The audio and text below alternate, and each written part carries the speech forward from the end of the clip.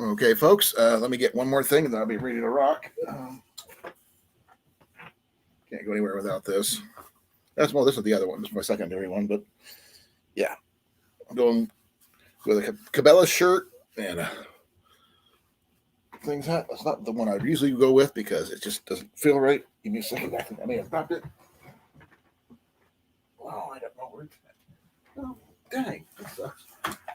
Well, I'm going to have to go with this one because this is what I can find. But wait. I was wrong. I found it. That's better. How you doing, Blake? How you doing, Cecilia? Thank you for coming. I really appreciate it. Yeah, today is Unit 3 of the Bowhunter Safety Course, as well as my Thursday Night Live, and third and most important to me anyway, today, well, I'm celebrating my birthday. Technically, it's tomorrow, but I won't be live tomorrow. So, hey, Mandy. How you doing? Hope everybody is doing well. Happy Friday to you, Mandy. Hey, daughter of mine, how you doing, girl?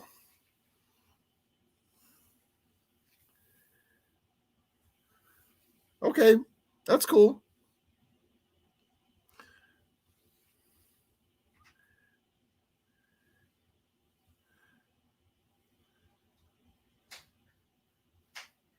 Say hi back. Say hi to Matt for me. Matt, I'm saying hi to you. First and foremost, I got a question for you, Pepper. Does he have a bow? Does he shoot?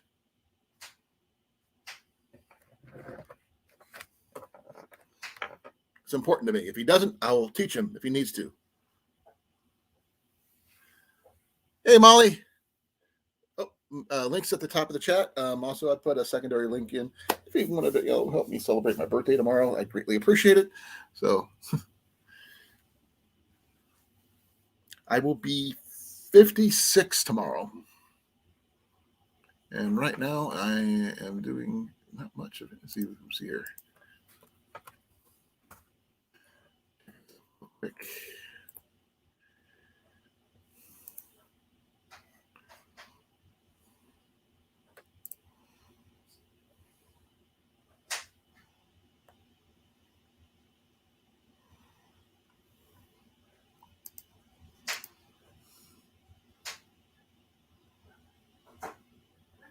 I will do my best to answer them. I am not a compound kind of person. I'm a traditional guy, but I will answer any and all questions as I can do my best to answer. Now, tuning as a bow is a whole different ballgame, but I do know some people you can go see.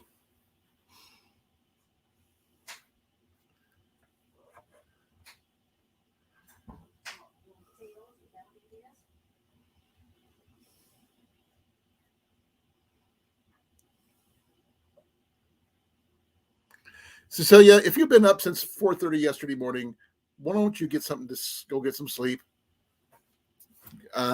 We will talk another time, but you need to get some sleep.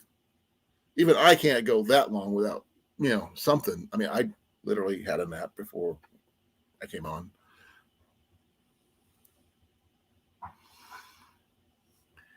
Hey, Jarrett, how you doing, brother? Thanks for coming.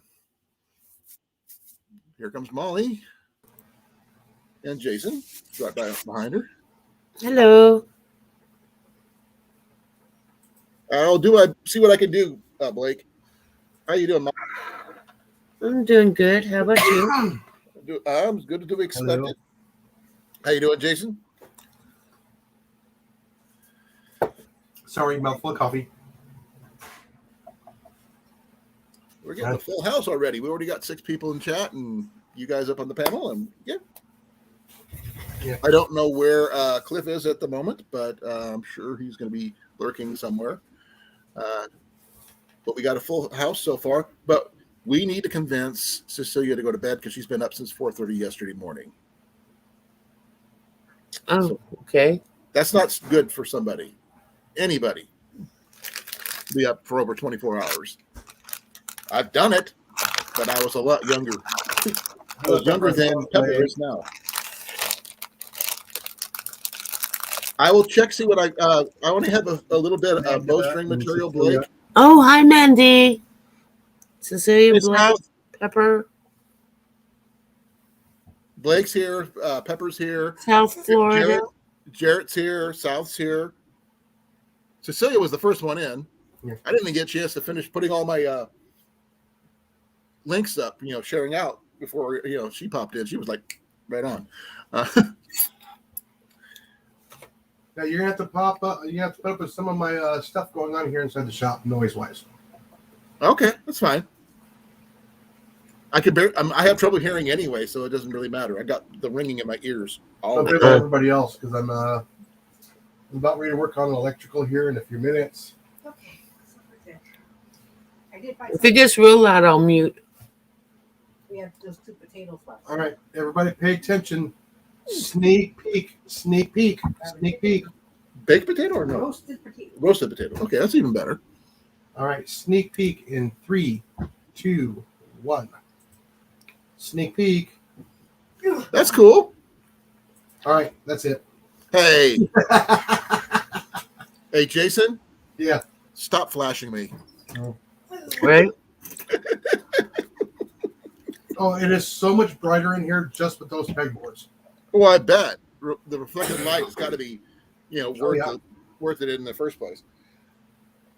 Yeah, like I said, hopefully here within the next couple of days, I will have almost a fully functional little working shop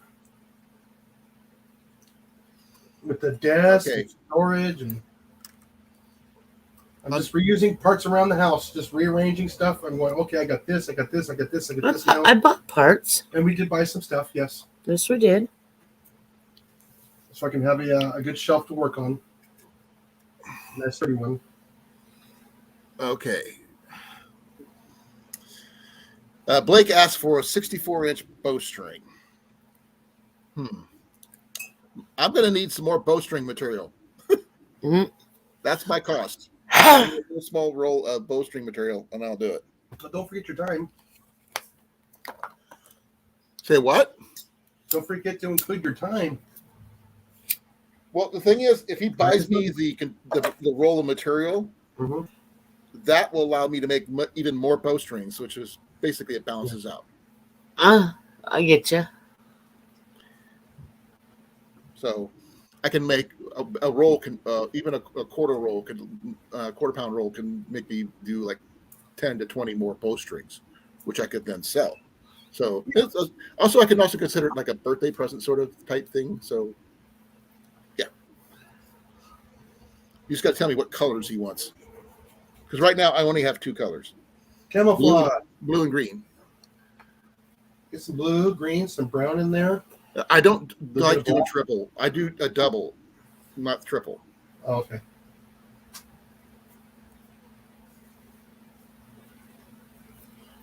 I don't have a haircut. Nope. Right. I did take a shower and I had Jenny braid my hair. I did shave though.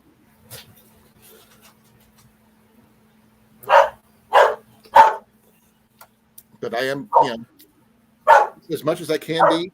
I can't. I'm still having trouble walking, but I'm doing the best I can. But I've got, I'll answer anybody's questions before we start the course. So I'm going to wait till we get like 10 people in here before I can start doing that. Anybody's got any questions about the bowstrings, the Bowhunter safety course, or anything like that? How about Jenny? She's doing okay today? Why don't you ask her? Why don't you ask her? Because you can actually physically talk to her. Because when she answers, I can't hear her. You can't hear her? Talk to No, her. she's really muffled. Hey, Molly. How She's are saying- you? Okay. Chest still hurts. But I've only been taking the blood thinners for 3 days. No. You took it the first day. Yes, but So- only 1 dose. I Yeah, have to but- take it twice a day. Well, no, still okay. 3.5 days. Yeah, she's doing better, but she's actually done some small things around the house, that kind of thing. So she's not doing too bad, but she's not, overexerting herself. but she is doing better. But the pain level is about the same, lower, 4. about a 4. So that's what it's same as it was yesterday. Nothing too, not going up. That's the big thing. The one in her foot probably hurts worse than the one in her chest, or her lower leg. I mean, that's that's what she told me. So that's what I told you guys.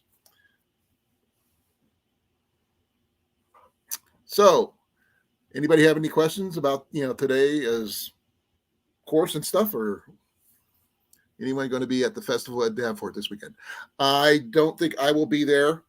For one, lack of funds. I found out my paycheck, the last one I got from work before I went on workman's comp, is $25. Yay. Oh, wow. That's brutal. Oh, no. What's brutal was gross, I made over almost 700. And out of that 700, I got $25. How is that possible? Well, first and foremost, insurance. Second, child support, because I still pay child support on Ian. Since when do we have cactus cooler? And those are the two big ones right there. Where? Plus, I got some. 777. When we moved into this place, I needed the money for the deposit and stuff like that, so I borrowed money from work, and all that stuff adds up. But it left me with $25. But I'm supposed to be getting a check from my workman's comp tomorrow, hopefully. Hopefully. Yeah. Well, they sent it out on Wednesday, and I don't know how long it's supposed to get here. So it is coming from Des Moines, so I don't know exactly how that works. But I am going to be setting it up for direct deposit, so it means it should get in faster. So that's what I'm going to be doing with that. I probably have it set up, that one particularly set up to my PayPal account, so I don't have to worry about it. Right. Oh, I understand that. But well wishes count too, Mandy. But I'll still have to talk to Blake later about the bowstring, because a 64-inch bowstring is quite big. So it must be a long bow of some kind, because 62s are standard for most, 62 to 63 for most recurves. So I just want, just got to figure out what he's got. Yep. So I am, pretty much restricted to what I can do physically and monetarily for the moment. But they're supposed to be paying me 65% of my normal rate of pay. And I'm not sure exactly how much that's going to be, because I have to do some, calculating and that kind of thing. So I have to figure that out. I have no idea how that's going to work. 2/3 of your normal pay. I've been there. Oh, I understand that, but I'm just trying to figure out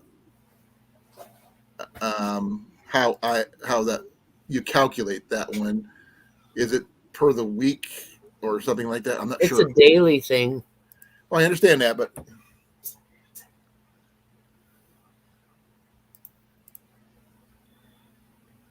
And they paid me monthly. they're paying me weekly, Hello, Rob. so that's good. Rob on the road. Hello.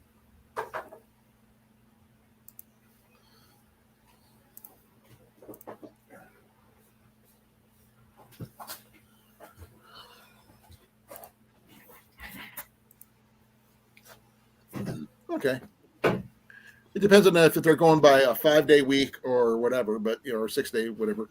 So I know how much I'm going to be getting. I don't know if they got Scoot it taxes down a little to and get stuff that screw in solid, because that corner's not square. Scar? What scar? Square. She said, "Let's see the scar." Your knee. I can't really hold my knee up to the camera. I got 2 scars. I got 2 stitches. I'm not sure if you can actually see. One here and one here. That's about all I can do. And that hurts, by the way. I'm not holding my leg up like that. No, but I still got the stitches in. I go for my follow-up on Monday about 7 o'clock. So I'll get to find out what's going on with that. Jenny is going to try to go back to work on Monday. Unless she improves drastically between now and then, I don't know.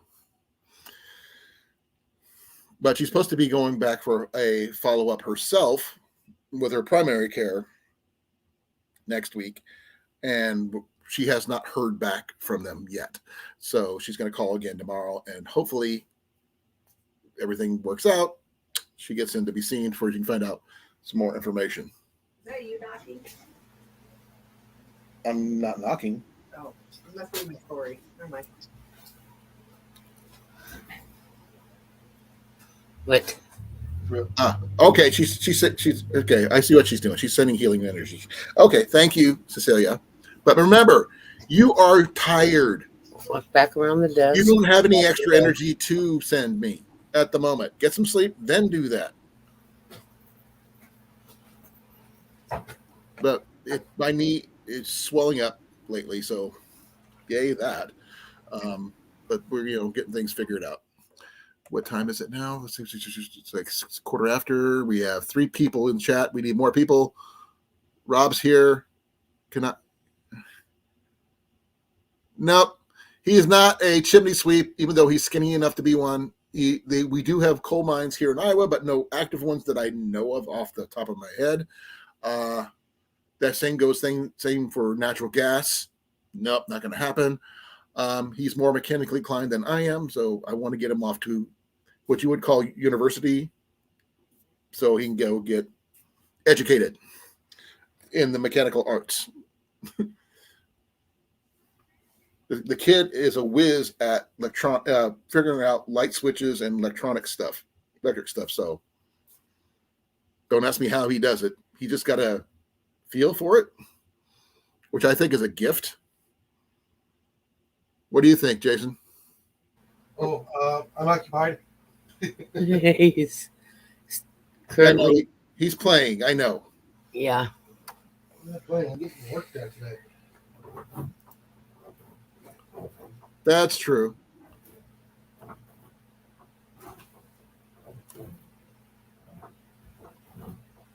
Now, those things cost less than the inn would. We know several places that use them, but he's not tall enough for that.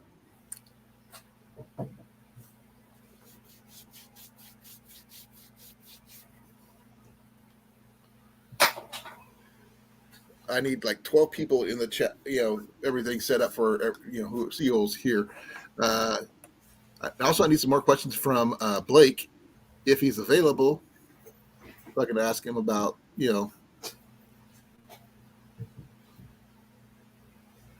things. So.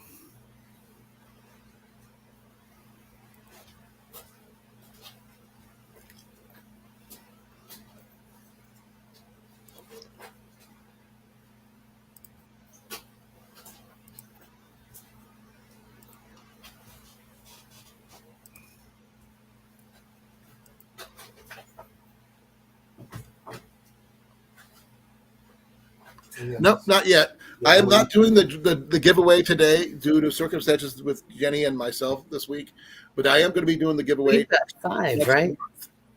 For Halloween. But I've got some more things. I'm probably going to do an upgrade on a few things, make it better.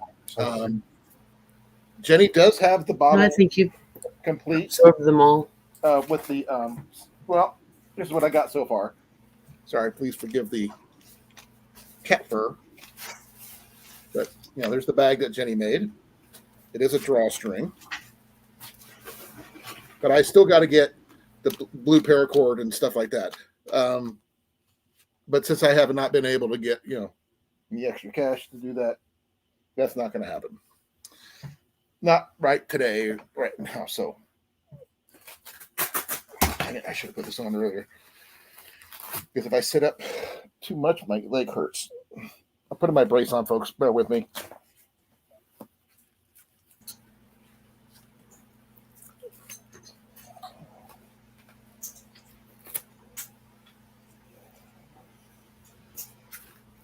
Come on, stop that. My brace is being difficult.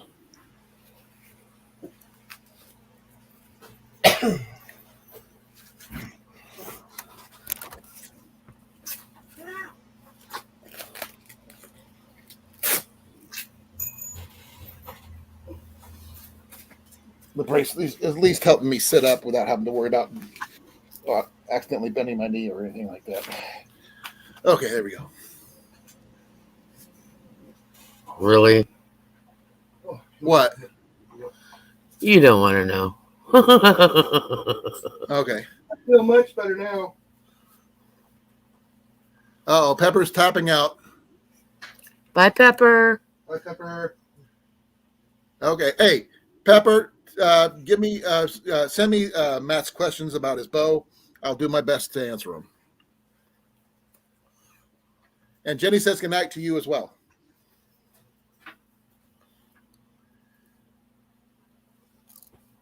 Thank you for the birthday wishes, Cecilia. I really appreciate it. I am going to find out more from my doctor on Monday, and they're going to start me on physical therapy sometime after that. And then I'm not allowed to go back to work until physical therapy says I'm allowed to go back. So, yay. I've been down and out since June. So it sucks. But there's nothing I can physically do about it. Pepper says goodnight, hon. Pepper's calling it. She's distracted. I think it's Matt, but who knows? Hey, Huga, how you doing? Well, okay, we're going to start this at 7:30, right after the last next commercial. So we got a little bit more chatting time before we start the third unit. I'm not sure how many people here are bow hunters. I hope there's a lot of us. South, I'm not sure if you shoot or not because you never mentioned it, South, but if you do, that's cool. If you don't, that's also cool. Let's see. Tomorrow's my birthday. I'm going to get two more of the small Today's ones. the third unit of the Iowa's Bowhunter safety course we're going to be going over. The full 8-foot piece. Okay. So there'd be in the I corners. can't say good and new. Just the I wish support. my knee was new, but it's not. So that is a good idea. Not much of anything else. Thank you. Love you. Oh, Pepper. here we go. What? Oh, yeah, that sweet cactus cooler. Oh, It is better than any other orange soda out there. right. Orange? Oh, no. You can't beat Orange Crush. Oh, no, the cactus cooler is better. I don't get that here, but I get Crush. Well, we used to it's sell Crush in our warehouse. It's Yeah. one of my it favorite is a Orange Crush. orange and pineapple soda. Oh, man, is it good. There was one that used to be around years ago. Sunkissed. No, Sunkist is good, but not Sunkist. This was a combination orange lemonade and pineapple mix called Simba. Oh, never heard of it. Had a lion on the can. It no longer exists that I know of, and I was only one vending machine I've ever seen it in, and I have not been able to find it since. No, I was able to find it in a 2-liter bottle of soda. I know I will not be able to finish that 2 liters, The Katie's helping. but my daughter's helping. But I got the whole, the 2 liters is only $1.29. It was a soft drink. It was a lemon-flavored citrus thirst-quenching soft drink created by the Coca-Cola Company.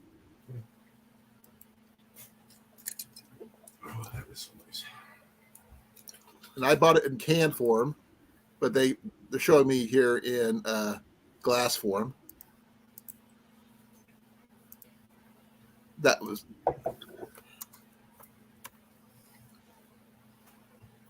I don't even know if they still make it or not. It was oh man, no wonder I can't find it anymore. It was discontinued in '72. Like I said, I was one of them as a kid. Be well. Get some sleep, Cecilia. We'll catch up next time. Sleep. Good night, Cecilia. We got still got Cliff's Live on Saturday. We can catch up on, and any healing advice and stuff like that I'll accept. But you know, I got to go by what the docs tell me to do.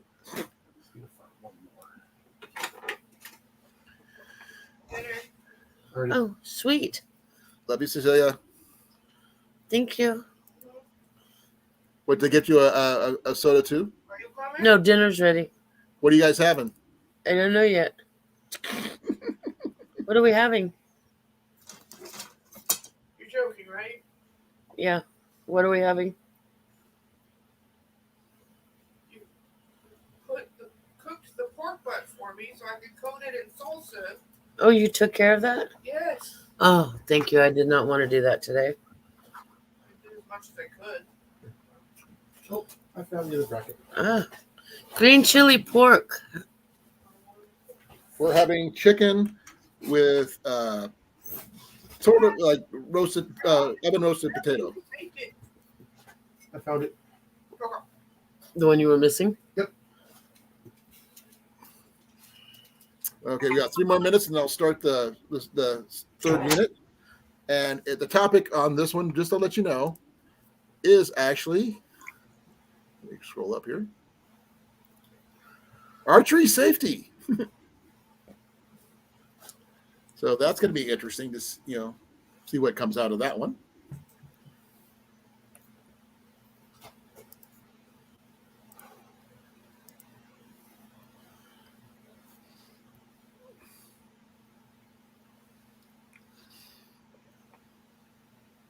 Let's see here. Well, that's good. It's close enough.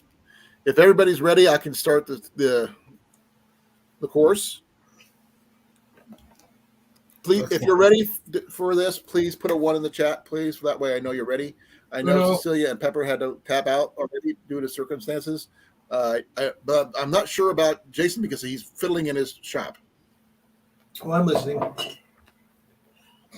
You're still fiddling. I'm puttering. Puttering, fiddling, same thing. I'm working at my He's own fiddle pace. farting around and being productive. Oh, he's being productive. Okay. Yes. And Mac is in his position on my right beside me here. Right? He's literally right there. He's waiting for me to start stuff. So there we go. Right? Okay, here we go, folks. It's time. Well, close enough anyway. We're adding this. I'm going to make it full-sized here. I'll be back. All right. Back or balk? Back. Back. Here we go. Archery safety. Archery and bow hunting safety rules cover all aspects of using a bow and arrow, including storing, handling, and shooting.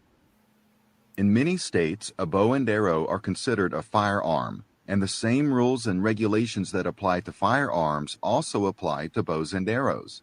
Always check local laws and follow these archery safety rules. Only point the bow and arrow in a safe direction.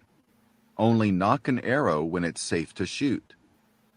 Be sure of your target and what is in front of it, immediately behind it, and beyond it. Never shoot over a ridge. Only shoot when you have a safe range or shooting area and a safe backstop or background. Avoid dry firing a bow, releasing the bowstring without a nocked arrow. It may cause serious damage to the bow and can injure the archer. Do not shoot an arrow straight up in the air. Wear an arm guard and finger protection while shooting bows and arrows. Handle arrows carefully. Protect yourself and the arrow points with a covered arrow quiver. Use a bowstringer for stringing longbows and recurve bows. Immediately repair defects in equipment. Prior to each use, check your bow for cracks, dents, breaks, separating laminates, peeling glass, and defects in mechanical parts. Check the bowstring regularly and replace it if it becomes worn or frayed. Frequent use of bowstring wax greatly extends the life of a bowstring. Check arrows for cracks, dents, or bends, and discard any that have permanent flaws. Store your bows in bow cases, preferably hard cases, and store recurves and longbows unstrung. Store arrows and quivers and accessories in a sturdy box or padded bag.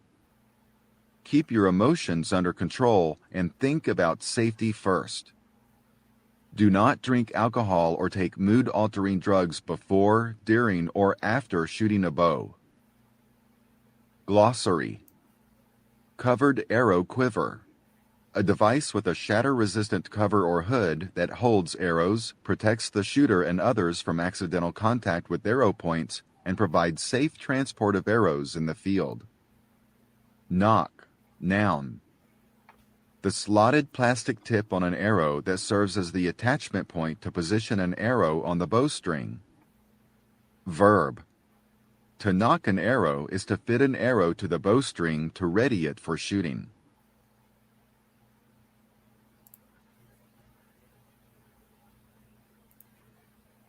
Again? It does that. I don't know because I've been idle waiting. It does Yeah. that.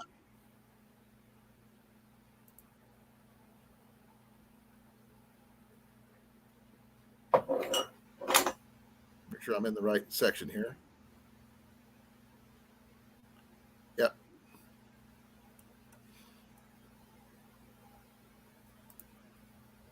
Bow hunting safety. Bow hunting safety rules apply to proper handling of equipment in transit or in the field. They supplement archery safety rules learned at home or at the practice range and include the following. Obey archery and field safety rules at all times while bow hunting. Hunt and shoot within your own physical limitations. Exercise regularly and stay in good shape, especially before strenuous hunts. Let family or friends know exactly where you will be hunting. Transport equipment in protective cases to prevent damage. For airline travel, use a protective hard-sided case that can be secured. Dress properly for the worst weather conditions you expect to encounter. Carry basic survival gear every time you go afield, even for short hikes. Carry a flashlight, extra bulbs, and batteries. Always turn on your flashlight while walking to or from your tree stand in low light conditions. Make every effort to rejoin your hunting companions at agreed upon times. Clearly identify the specific game animal you intend to shoot before releasing an arrow. Do not shoot at an animal standing on a ridge top, a skyline shot, where you can't identify a safe background. Place arrows in a covered quiver prior to moving around in the field. Always carry broadheads in a sturdy quiver that fully covers razor-sharp blades. Carefully cross barriers or obstacles with arrows securely in the quiver. Using technology. Having outdoor navigation apps on your mobile device can greatly enhance your bow hunting experience. You can use the apps to access such information as maps, weather forecasts, public and private land boundaries, hunting regulations, and even local eateries. Often, you can download the information from the apps and use it offline.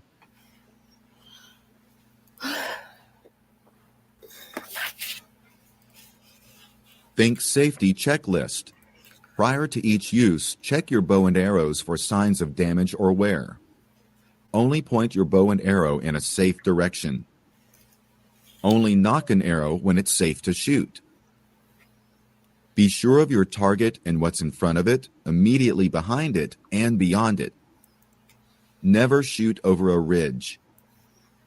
Only shoot when you have a safe range or shooting area, as well as a safe backstop or background. Do not shoot at an animal standing on a ridge top, a skyline shot, where you can't identify a safe background. Keep your emotions under control and think about safety first. Do not drink alcohol or take mood-altering drugs before or during bow hunting. Hunt and shoot within your own physical limitations. Exercise regularly and stay in good shape, especially before strenuous hunts. Let family or friends know exactly where you will be hunting. Always carry broadheads in a sturdy quiver that fully covers razor-sharp blades. Dress properly for the worst weather conditions you might encounter. Carry basic survival gear every time you go afield, even for short hikes. Clearly identify the specific game animal you intend to shoot before releasing an arrow. Carefully cross barriers or obstacles with arrows secured in a quiver. When climbing into an elevated stand, always attach yourself to the tree from the time you start climbing until you are back on the ground. Use a full body harness attached so that you drop less than a foot if you fall. Always use a haul line to bring your gear into your elevated stand and to lower your gear when you're through hunting. Don't climb or descend with a bow in your hand. Okay, folks, that's the end of the first part. Hey, how you doing, brother? How you? Glad you could make it. Yeah, that was the first part. There's 2 more sections. Does anybody have any questions about what we've seen so far or heard so far? So far, so good. So I'm gonna get ready to start the second part. So get ready, folks. Here we go.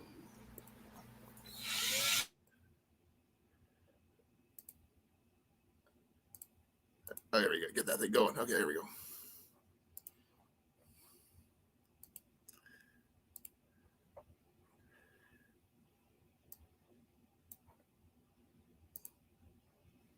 What does responsibility mean for the bow hunter? Responsibility means personal accountability. You are accountable for your actions. Because bow hunting is not a spectator sport, you manage your actions by following legal and ethical guidelines. Characteristics of a responsible bow hunter. Look over the list of words below and choose 3 words or phrases that best describe a responsible bow hunter. Be prepared to explain your choices. Safety conscious, competitive, ethical, honest, environmentalist, woodsman, experienced, prepared, marksman, law-abiding, respectful, neat and clean, in control, knowledgeable, naturalist, knows game laws, well known.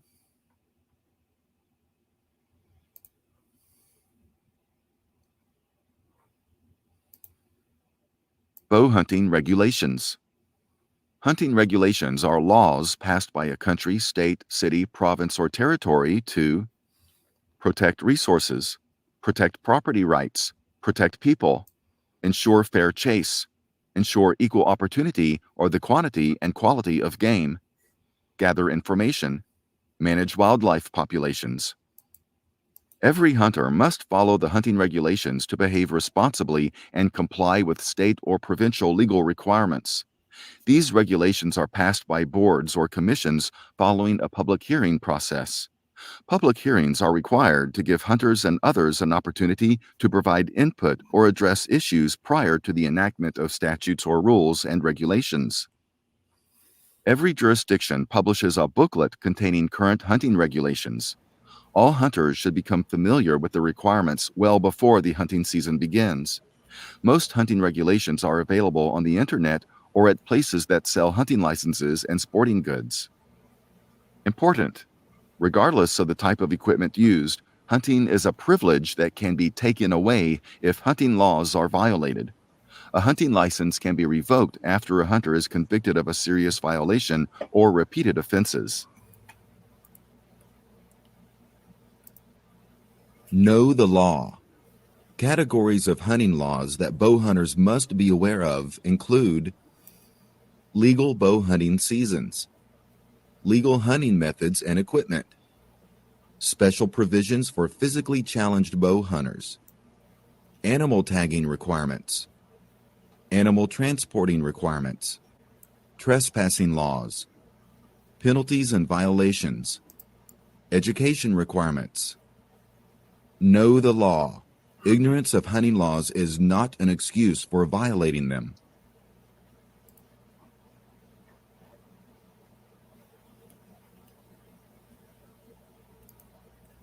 Ethics. Many times the word ethics is used to describe responsible behavior. While the two terms are related, ethics are moral codes or values that go beyond formal laws and regulations.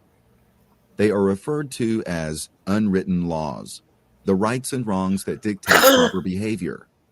Bow hunter education teaches you how to be a responsible bow hunter by helping to lay the foundation for a personal code of ethics. A peculiar virtue in wildlife ethics is that the hunter ordinarily has no gallery to applaud or disapprove of his conduct. Whatever his acts, they are dictated by his own conscience rather than by a mob of onlookers. Aldo Leopold, A Sand County Almanac. Ethics are what you use to make decisions about what to do when nobody is watching, or when there are no formal rules to tell you what is right or wrong. In a nutshell, ethics are what you think is right or wrong. When you're hunting, you must make the decisions, not your instructors or even your friends or relatives. And just as you practice to become a good shot, you must practice ethical behavior to act consistently. Your ethical code doesn't just happen all by itself. Thinking about what you consider right or wrong is important. Consider how you'd feel after acting on a decision. Would you feel proud or ashamed? And how would it affect other people? To make ethics work for you, there are 3 steps to follow. 1. Realize that there are moral decisions to make for many of your actions, such as, should I shoot now and risk merely wounding the game, or should I wait for a better shot? 2. Think about the consequences of those decisions and how they might affect you and others. 3. Do the right thing. That sounds simple.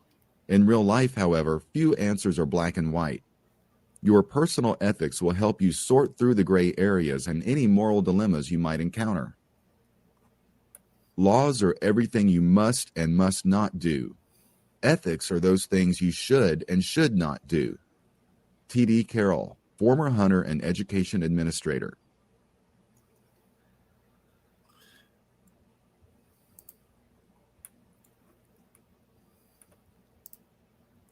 Know and respect your personal limitations. All bow hunters should be aware of their limitations under various conditions. General health. Heart conditions and other medical problems may limit strenuous activity. A medical checkup is recommended before undertaking an extremely demanding hunting trip. Be sure to bring your personal medications. Physical condition. You may not be able to handle a strenuous hunt or drag or pack out a downed animal unless you are in good physical shape. Weather. Extremely low or high temperatures can put you at risk and also may affect the safe operation of your equipment. High elevations. Exceptional physical conditioning is required at higher altitudes. Remember, some limitations can be improved with a little effort. For instance, physical conditioning can improve strength and endurance and should begin long before the hunt.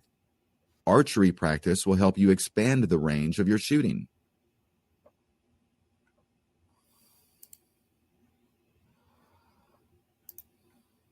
Respect your equipment. It is essential to use equipment appropriate for the game you are hunting. Many problems in the field are solved easily by a knowledgeable and prepared bow hunter. Select a bow that is properly fitted to you and that meets the legal and ethical requirements of the game you plan to hunt.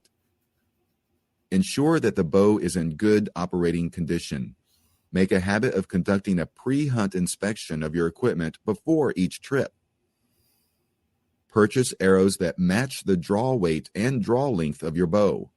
Mismatching equipment can lead to poor accuracy, safety problems, and possible injury to you. Make sure that the arrows are straight and that their points are sharp and matched to the game you're pursuing. Tune your bow to the equipment, such as broadheads, you will be using for hunting. Assemble a repair and maintenance kit with spare parts and tools. Your local archery pro shop can recommend items for your kit and give instructions on basic bow maintenance.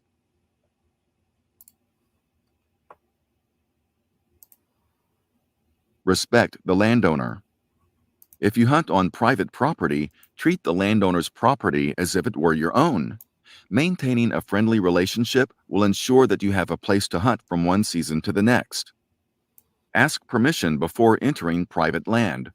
Trespassing is usually a criminal offense. That is, you can be arrested, prosecuted, fined, and even jailed. Getting permission to hunt on another person's land is both a law and a courtesy. Contact the landowner well in advance of your hunt. Obtain permission for companions who may come with you and check with the landowner each time you plan to visit. Follow the landowner's restrictions on when and where you may hunt. Leave gates open or closed as you find them or as requested by landowner. Drive only on existing roads approved for use. Don't walk across newly planted fields or areas with crops ready to harvest. Don't litter, build campfires without permission, or drive spikes or nails into trees that someday may be harvested for timber. Leave livestock undisturbed. Use portable tree stands or portable ground blinds rather than permanent structures, which are unsightly, may damage trees, and eventually become unusable because of weathering. Don't leave the remains of field dressing in places where they would be easy to view or smell. Bury, hide, or pack them out. Be especially diligent about this if the landowner has pets that might find a gut pile and drag parts of it home. Show your appreciation to the landowner by offering to share your game, helping with some chores, buying a small gift, or saying thanks in some other way. Identification card. Identification cards are available that you can exchange with the landowner as a courtesy for being allowed to hunt. These cards are available at NBEF website. I'll be showing that one in a bit if anybody's interested.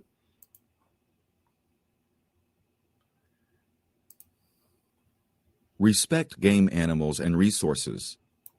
Respecting game involves following hunting laws, personal ethic, and the principle of fair chase in order to harvest wildlife humanely and maintain healthy populations. Responsible bow hunters take the animal with a well-placed shot in a vital area to avoid only wounding it. Ensure well-placed shots by knowing the maximum range for accurate shot placement for each animal hunted and staying within that range. Limit shots on big game to no more than 30 yards in cover and 40 yards in the open, which increases the likelihood of a shot in the animal's vital area. Most animals are shot at 15 yards, which should be your goal. Select the appropriate hunting tip or broadhead for the arrow and make sure all broadheads are razor sharp. Use stealth ability to enter and exit a hunting area without disturbing wildlife or the habitat. Learn the game's habits and habitat prior to the hunt. Observing and learning about all wildlife can be an enjoyable educational experience, as well as a way to build confidence needed for the hunt. Make every possible effort to recover wounded game. Fair chase. The concept of fair chase began in the Middle Ages when hunters increased the challenge of sport hunting by setting rules that limited how they took game. More recently, fair chase rules were developed to stem public criticism of hunters. One of the earliest models was the fair chase principle, established in the late 1800s by the Boone and Crockett Club, which was founded by Theodore Roosevelt. Those who violated club rules were expelled. The rules were later expanded to ban shooting in fenced enclosures or using vehicles, airplanes, radios, boats, or electronic calling devices, Many states have made these rules into law.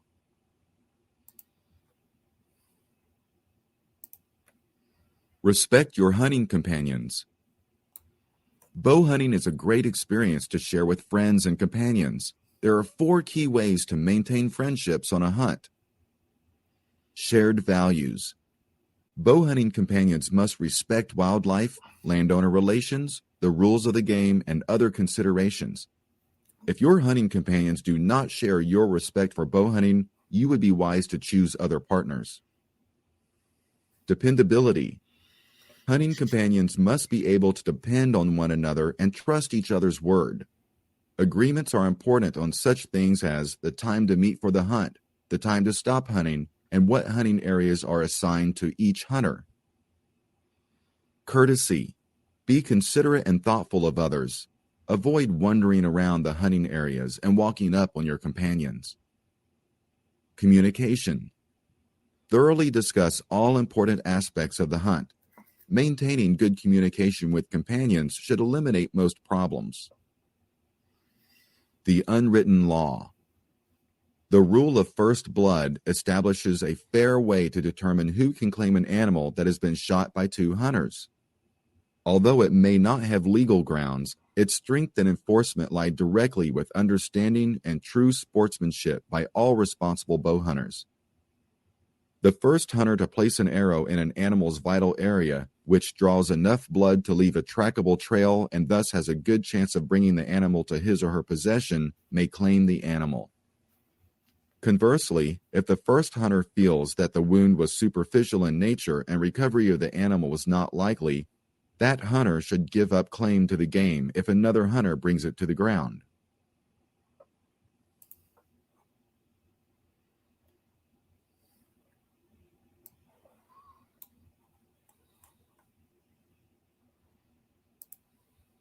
Respect non-hunters.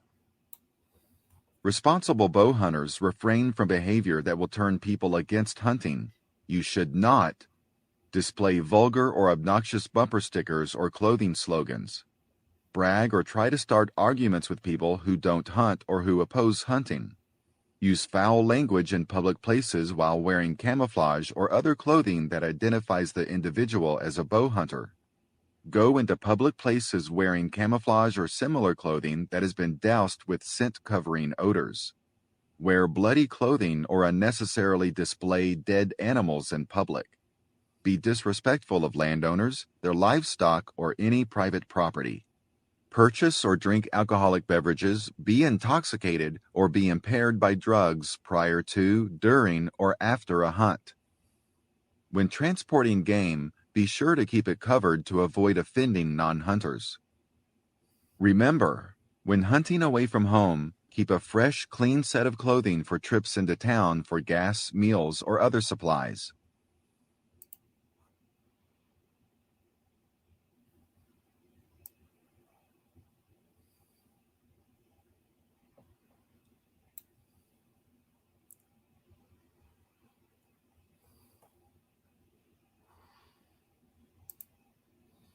Speaking and acting responsibly. The way hunters speak and act in public makes an impression on non-hunters. Each hunter represents every hunter. Describing how "I stuck one but couldn't find it" in front of non-hunters is generally repulsive to them. Non-hunters can easily become anti-hunters based on the way hunters conduct themselves in public.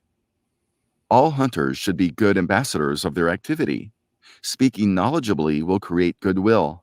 Be prepared with facts about the importance of hunting for the meat or as a valid wildlife management tool, the high recovery rate of wounded game, and the great safety record of hunting. When non-hunters receive the real facts about hunting, they are less likely to oppose it. Non-hunters' opinions or viewpoints may be changed by your conversation.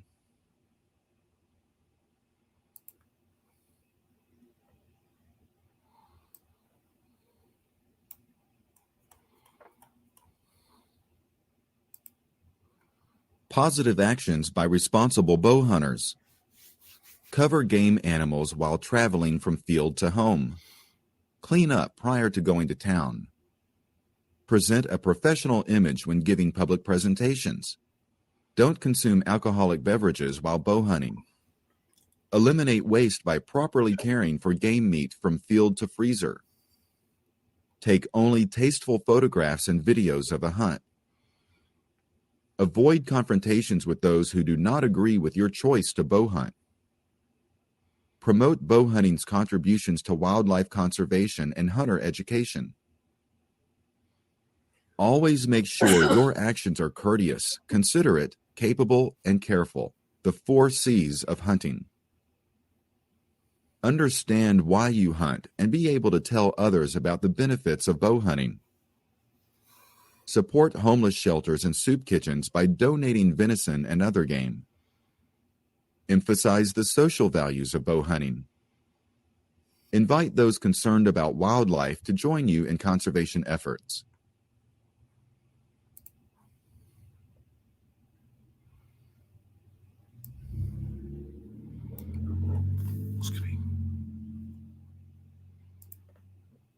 The Bow Hunter's Creed.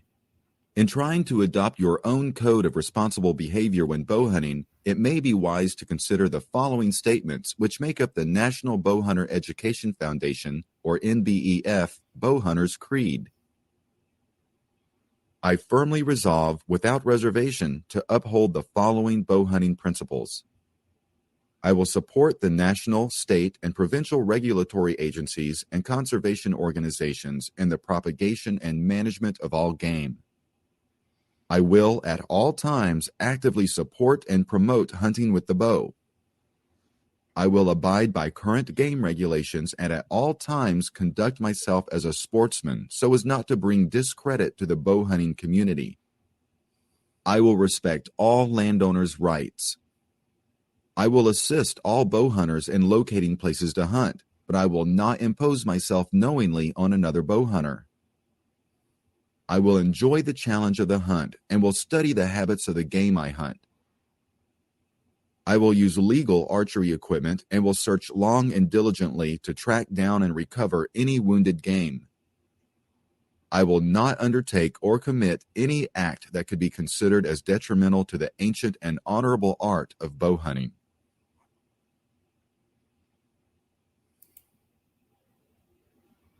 Okay, folks, that is it for the learning portion. This is going to be the quiz.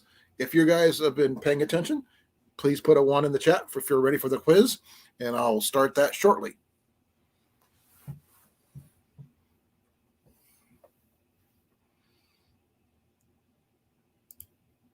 So, Yeah, we're ready. okay, I got Jason Damali's ready. Jarrett, if you're ready, south. Hey, Colin. That's why I'm doing it south, because I'm educating people. Without education, you don't know what your rights and responsibilities are. And as a responsible bow hunter, for whatever reason you're hunting, you're going to do it safely, ethically, and legally within your rights and other people's rights to do so. So that way you don't have to worry about stepping on people's toes, offending people, that kind of thing. And I'm sure there's different nuances in the laws between states, but the basic gist of these things, like the National Bowhunter Education Foundation, they are like covers the whole United States, not just one little section. So here's the quiz. Here it is. Question number 1. See if this thing actually plays the question. Nope, it doesn't. I'll have to read it. You must be sure of your target. What must you know besides what is in front of the target? A, what is behind it and above it? B, what is immediately behind it and to the either side? C, what is on either side of it? Or D, what is immediately behind it and beyond it? D. D. D. Put it down in the chat if you know what it is, what you think it is. Hey, Rob, going through the Bowhunter Safety course, we're taking the quiz of this section.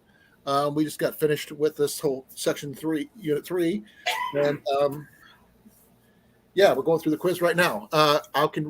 Wyatt says D. Well, hey, Wyatt, I didn't know you were here.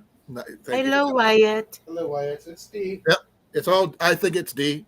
We all agree, and D is what I'm going to submit, and that's the question. We'll find out if I'm right later. Okay, question 2. What type of person do the words safety conscious, woodsman, marksman, law-abiding, and respectful describe? A wildlife manager, for A, wildlife manager, B, responsible bow hunter, C, nature lover, or D, environmentalist? B. B. B. That's what I say. Let me see what else. What else everybody else says? Somebody might be lagging, so give it a few I know. I'm minutes. giving them a few minutes. Usually, it's probably about a minute and a half thing, and I also have my pop-out chat for that. Yep, everybody's saying B. Okay. Yeah. Submitting answer. Question 3. What environmental or weather situation can put you at risk? A, rough country. B, very deep water. C, very high temperatures.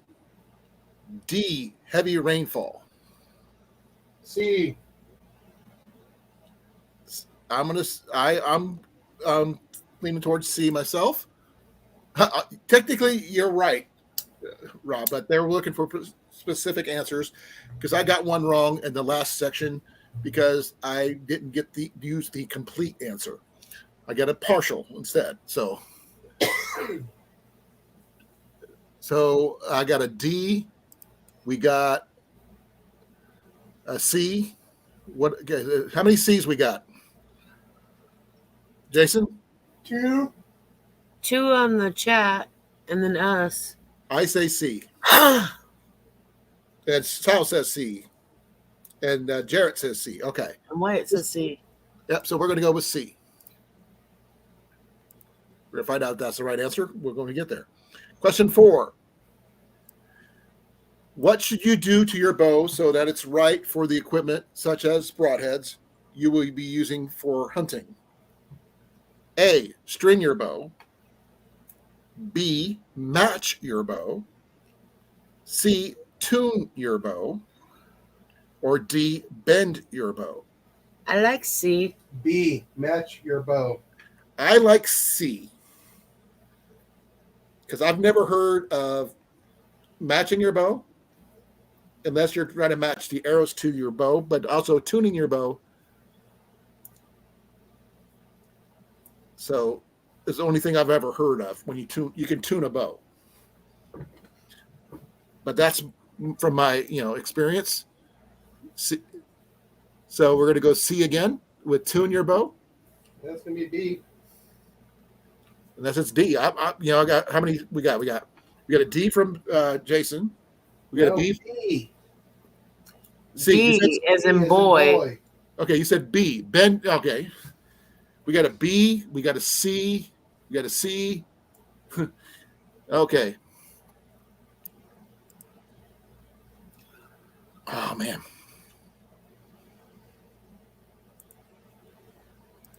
Read it out loud again.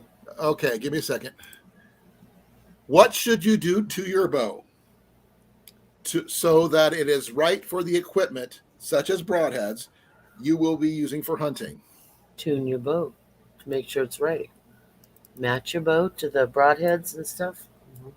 Okay. Make sure your arrows and everything else match for your bow, such as draw length, stiffness of bow, and broadheads.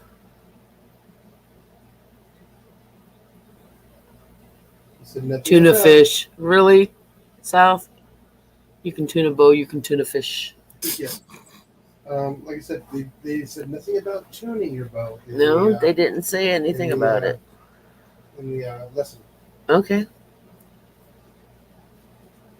Okay. Let's go with B. Okay, honey, it's on you. Mm-hmm. I'm gonna go with the thing is just go with matching your bow. And there's question 5 out of 10, by the way. Next question is, where is it okay to drive when hunting on private property? A, anywhere except plow fields. B, in open meadows. C, in pasture areas. D, only on existing roads. D. D. Whoa, everybody's saying different things here. Oh yeah. Question 5, D. Okay. What'd you say again, Jason? B? I got 4 D's in chat. D as in dog. Well, the thing is, I mean, sometimes, You're not supposed to drive on open meadows. Nope. no. No, I was thinking more A, is what I'm thinking. But there's not always roads where you need to go. Nope. Then you walk it in. Yeah. So only on someone got how many D's we got here? We got 1, 2, 3, 4, 5. Molly, what 6 you of say? us. 6? D. Okay, Yeah. I'm go with majority on that one with D. If I'm a landowner, I don't want anybody driving across. Question my street. 6. What is the best distance for shooting an animal? A, 40 yards. B, 30 They yards. said 15. C, 25 yards. Or D, 15 yards. D again. D. We go with dog.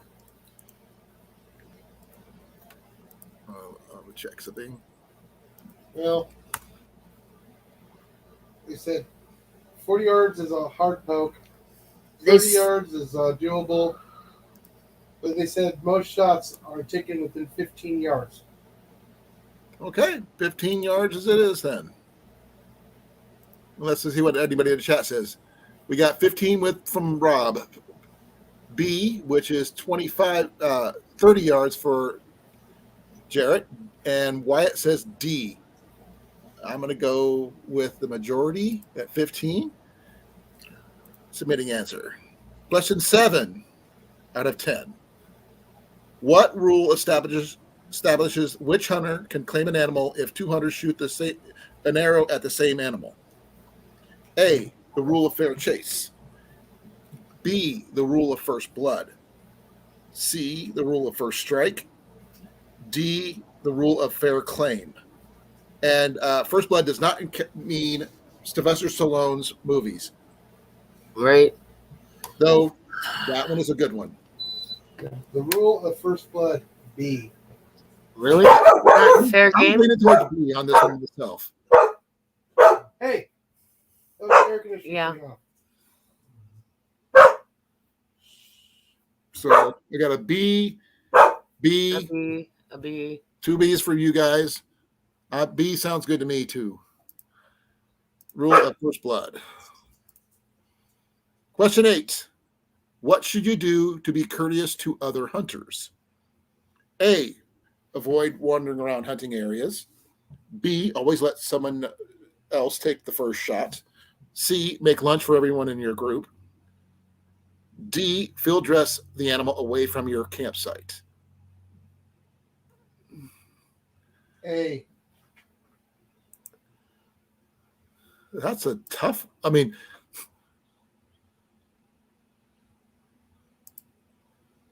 it doesn't actually say that particular phrase, Yeah, you know? Something about B and C. Yeah, just stay out of their way. Wandering around the hunting areas, they can't really shoot. Right. You be in the way. So let's go with see And so what nothing everybody about else campfire. says here. You got 2 A's, 3 A's, 4 A's. I'm gonna go with that one too, because I mean, unless you're the one who was there, depends on who was there first on that one, who claimed Right. the area. So that's the only thing that I was worried about. But we'll go with A, see what happens on that one. Question 9. Show respect to non-hunters. What should not be displayed to the public? A, hunting equipment. B, dead animals. B. C, field dressing knives. D, broadheads. That's going to be quite obvious. Yeah, B. B.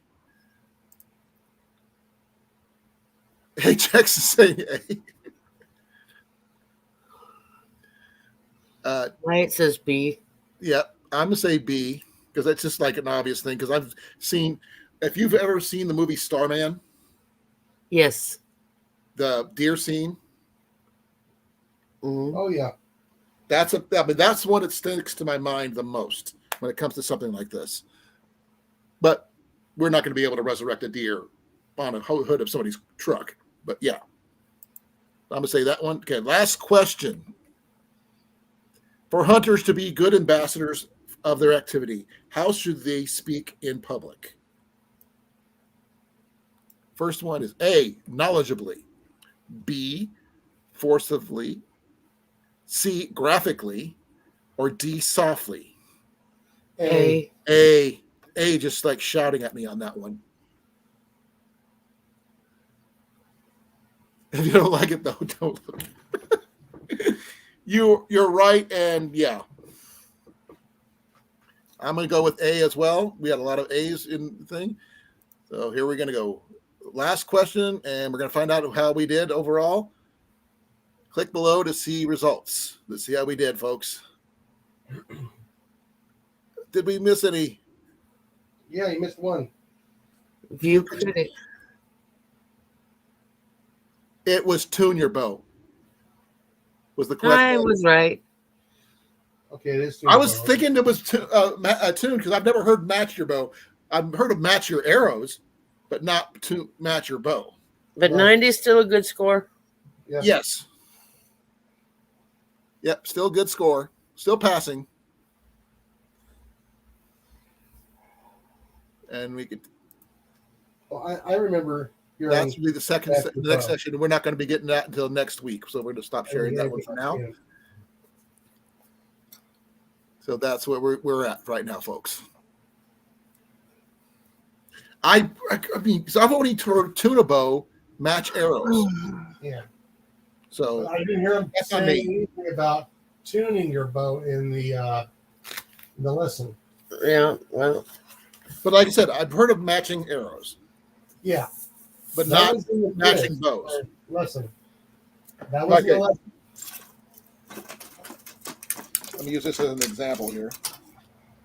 Okay, these right here are matched arrows. They're the same weight, same length, same weight broadheads. These are matched.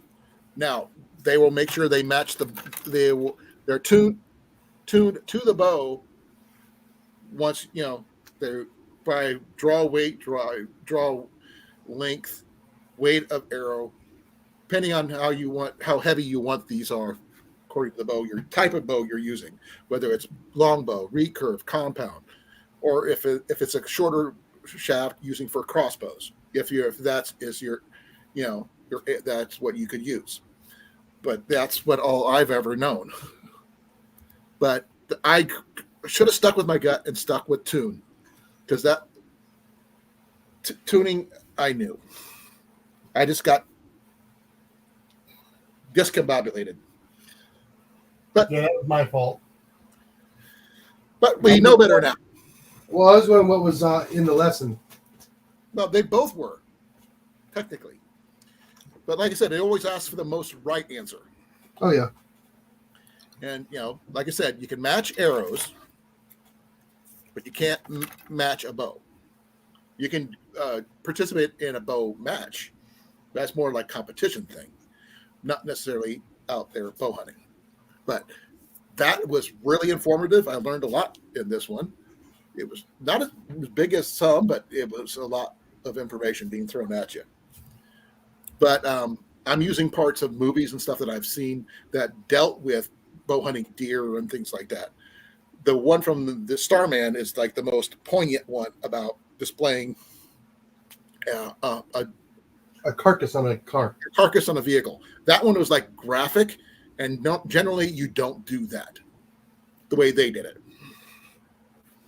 Seeing a deer splayed on top of the vehicle, you see that in a lot of cartoons and things like that. That is totally rude, totally disrespectful, and stuff like that.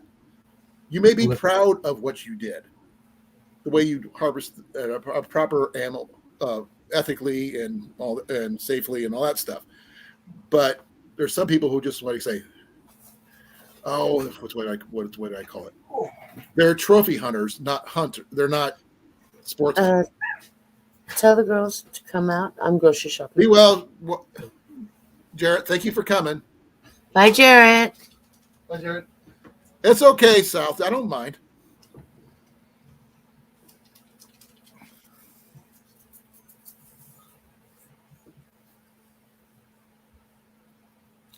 Well, Rob, I think it's just the way.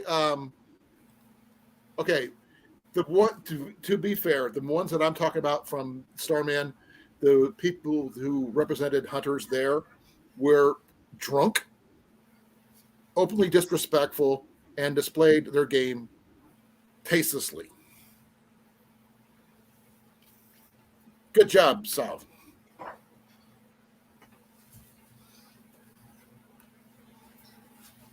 Because I haven't seen that movie in forever, but that's the one that sticks in my mind about the best way not to do something. Shh.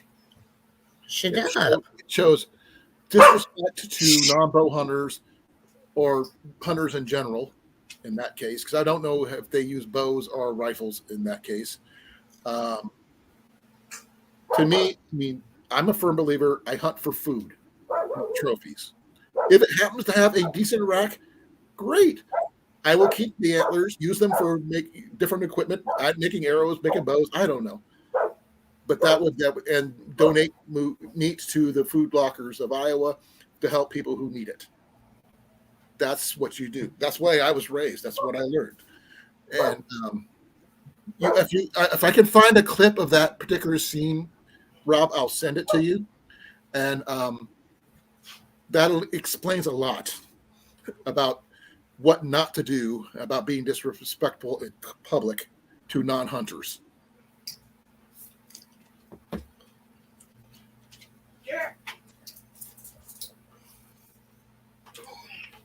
Let me see what I can do here. Oh, man.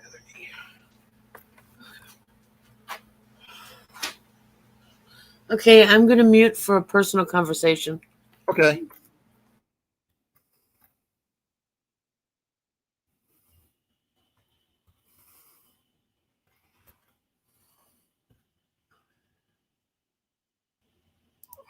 Okay, give me a second here.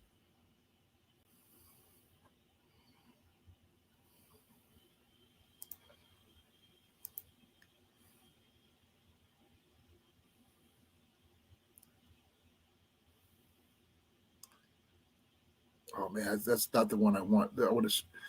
But I found the clip, but it's him resurrecting the deer and stuff like that. So that's I'll try to find a better one than that to represent what we should do. Well, that was also back in was it the 80s or something? I think when that movie came out, 1984 actually.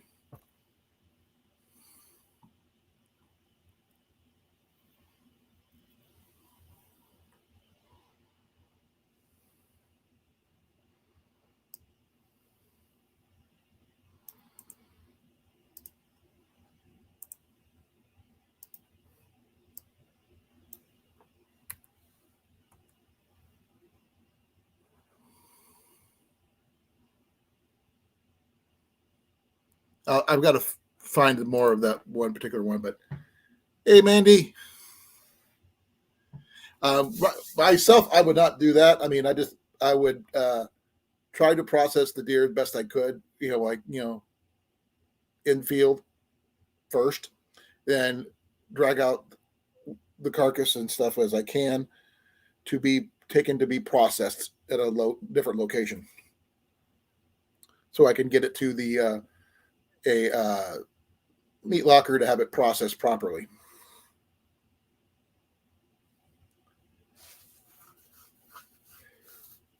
That's true, Rob.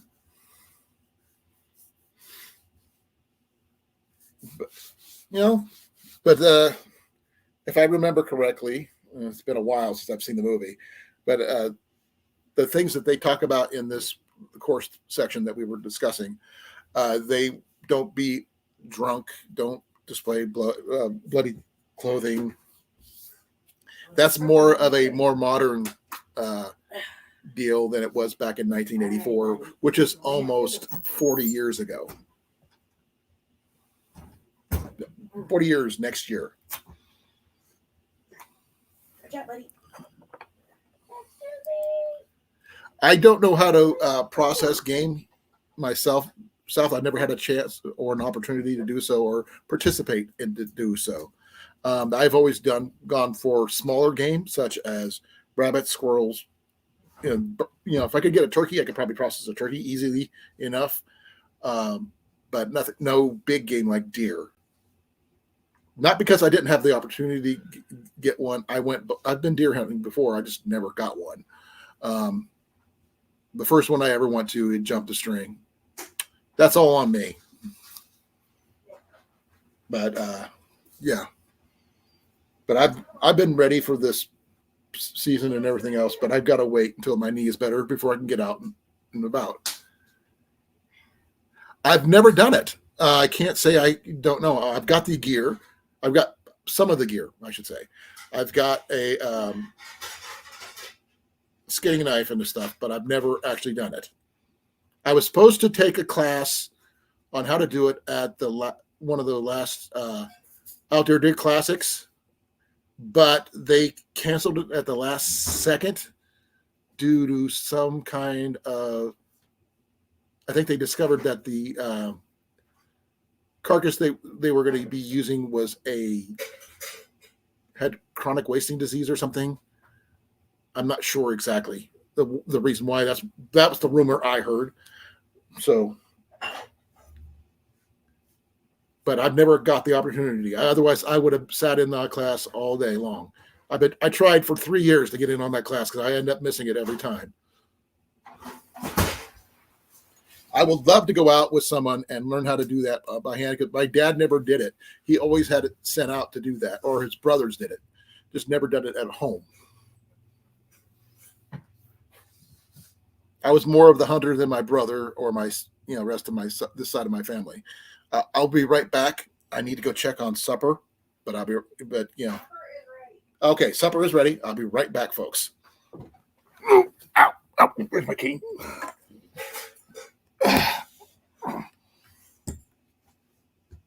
Oh, that smells good though, love.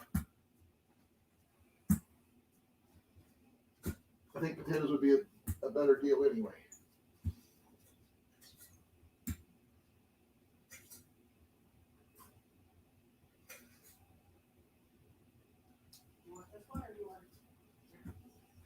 Doesn't matter.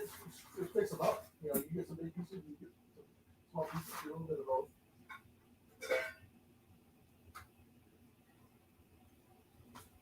I don't need to eat both big pieces right here. Just give me one for now. I think I can. And a lot of potatoes, I like potatoes, as you know.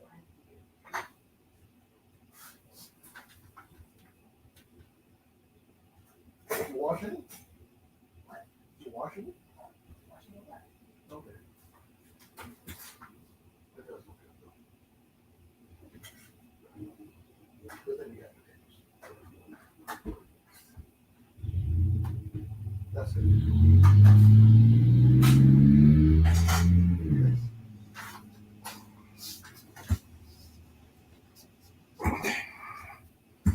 Okay, folks, I'll be right. I'm going to be eating here in a second. Baked chicken and baked potato, and potatoes here. So, There you go, Jason's rub on them. and this has got Jason's rub on here. Nice. Yep, Jenny, and it's. Let's see here if I can get. Be a second here. This is what we're having for supper. Instead of it's meat and potato, just like Iowa staple. Yep, got it right away. I've got what was it?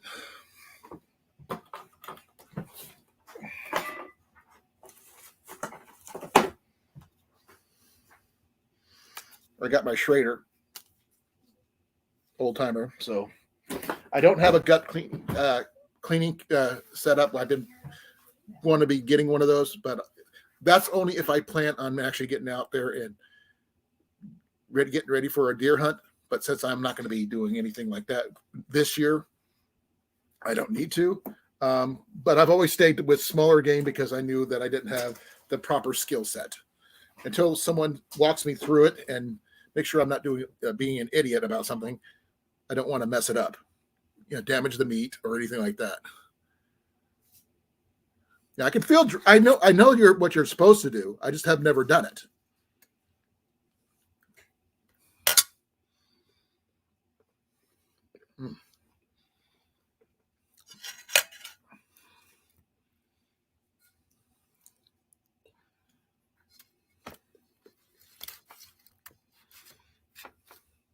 You want butter on your potatoes? No, I'm good, hon. Thank you.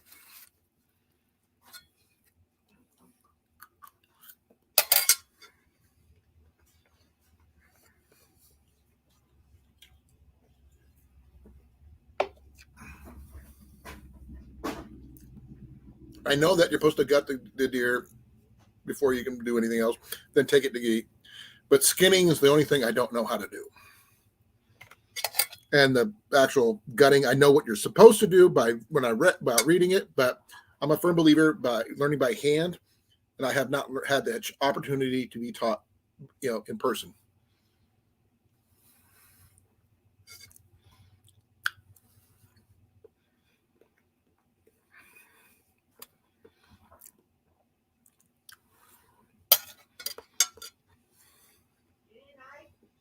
No, I'm good so far, hon. Thank you. I'm really digging these potatoes, by the way.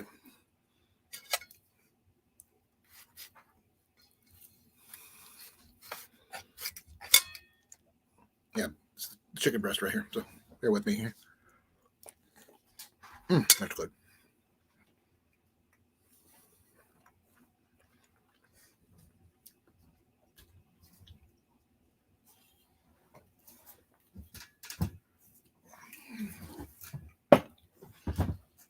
Always good to have a backup Pepsi. But I know I could not process a deer here at my house because I don't have a tree tall enough to do it here or any place to hang it from. So I would have to find a place to do it properly and hang it out of a tree. I know the equipment that is needed. I just don't own the equipment. Yeah, neither do I. We sell it at work, but we're not ready for that yet.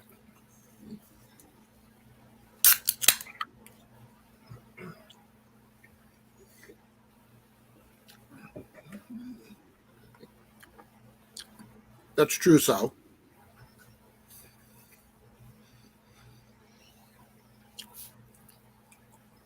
Like I said, I mean, I've been on deer hunts before, but usually one of my other uncles has taken care of that part, and I never got a chance to participate. Oh, well, they didn't teach you everything then. Well, the thing is, when I was going initially, I was, let's see, probably about JJ's age. And I was probably too young to see that stuff. You know what I mean? But I read a lot, but reading and videos don't give me hands-on knowledge because each carcass is different. Come up with are the gold pretzel sticks. Oh, okay. What's a bag of those? But I'm going to be going out, hopefully, because I do have a hunting permission now. I'm going to be getting the paperwork soon. Please forgive me for that. But I'm going to have to sign a waiver because they're worried about insurance liabilities. But I'm going to sign a waiver for them, let them know that they're not responsible for something that happens to me while I'm hunting on their property. So That's perfectly logical and ethical. So I will do that, as well as, once I get the permissions and they're ready to, once they're all signed and everything, I'll keep it in my gear with me at all times when I'm out on the property, letting them know in advance that I'm going out and when we're going to be there and so forth and how long we're going to be there. But it's one of the things we're going to do is a lot of small game first, because the area we're going doesn't have a lot of cover, but I have not been able to walk the property yet due to my knee. So I have to wait until I'm healed before I'm able to get out there. But when I do, I will make sure to offer them some of the meat of any deer that I may or may not get, or even some of the smaller game if they want so choose, as a sign of respect. Because, those of us who do hunt know that rabbits are very tasty.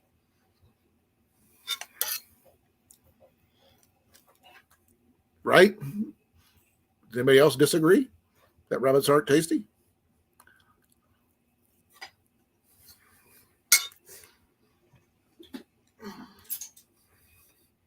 I know Jason and Molly are probably eating right now, so. Just like we are. Okay, say that again, honey. You guys are probably eating right now, right? Our parents tried to trick us into eating rabbit. Didn't go over very well. What was that again? My parents tried to trick us into eating rabbit. Really? Didn't go over very well. Why is that? So they tried to trick us into eating rabbit. They didn't have to trick us. We hunted because we were old enough to hold a BB gun.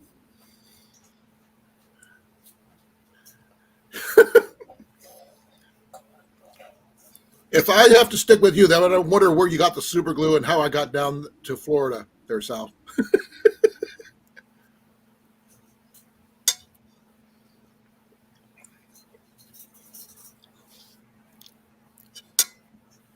I put my thing here if I could see the YouTube side faster. Now, though I do know that here in Iowa, if you donate 10% of your the deer that you get to the food stores of Iowa, they will process it for free or at a lower reduced rate. Are you getting sick of Chex Mix? Yeah, we can just change it up a bit. Yeah. What would you like instead? Bub Mix? Actually, I like the checks better than Cheddar traditional? cheddar traditional. Cheddar or traditional? Cheddar. Hey, Evan, long time no see, brother. 2, like I did last time? Yeah. Evan, you're no longer the youngest person here. Do you need more Ritz crackers for your locker? Yes. Evan was the youngest for the longest time. Always the tallest. Peanut butter? But you're always going to be the tallest, but you're not the youngest anymore. Peanut butter. Hmm? One cheese, one peanut butter. You just missed out on today's section of the Bowhunter safety course. Missed one question. But I knew it just in my gut that the one I wanted was right. But hey, so how you been, Evan? And one of these. Okay.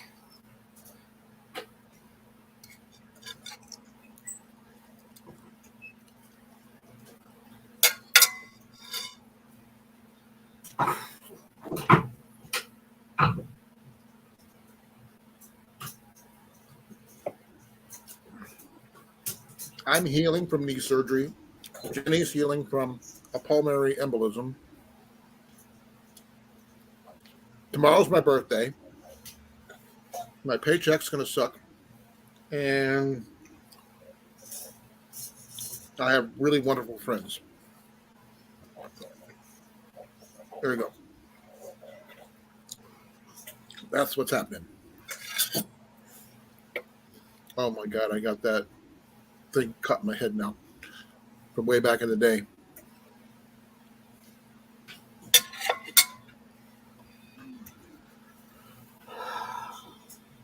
Yep, Jenny had a blood clot in her lower right leg from her surgery that she had, and one of the clots traveled to her lungs. She's on heavy duty blood thinners. This happened Monday, by the way, and she's doing better, but she's not out of the woods yet.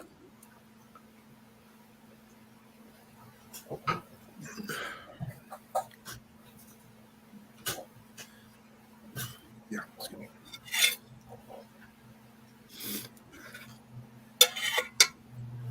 I think I'm good, hon.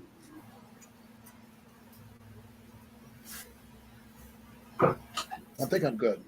Okay. I'll be right back. I'm going to go put this in the sink. Yeah, she is doing better. She's right here. Evan came in, and he was asking how you were doing. So I got to go in there. You can just tell him real quick yourself. I'm doing better. He was asking about the emblems, and I just explained what happened. I still have a little bit of chest pain, but that should fade hopefully by Monday, so I can go back to work.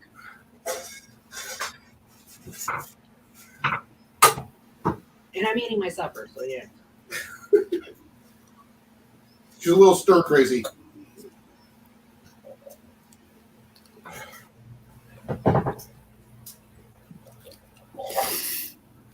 Okay. My supper is over, so I'm going to put my hat back on. There we go. Yeah, me too, Evan. I was stuck at home because she had our only working vehicle at the time. And she was in Des Moines. I was stuck here because of my surgery. And yeah, had to run in, go get her, get the truck because she had locked the keys in the truck, which was a whole different deal. I know I wasn't feeling good. Okay? Yeah. It wasn't too difficult to get into. The only reason I know this is because I did the same thing. I knew how to do it. My cane worked wonders. But she is doing better slowly.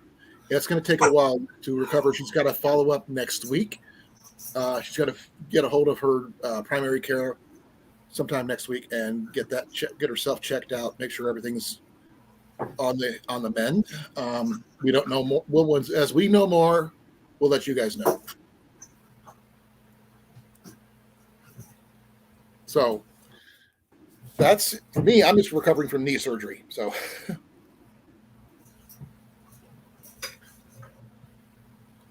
I've been posting on your post there, Evan.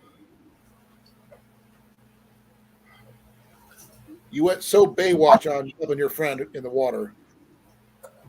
Just to let you know. So David, he probably has no clue who I'm talking about. But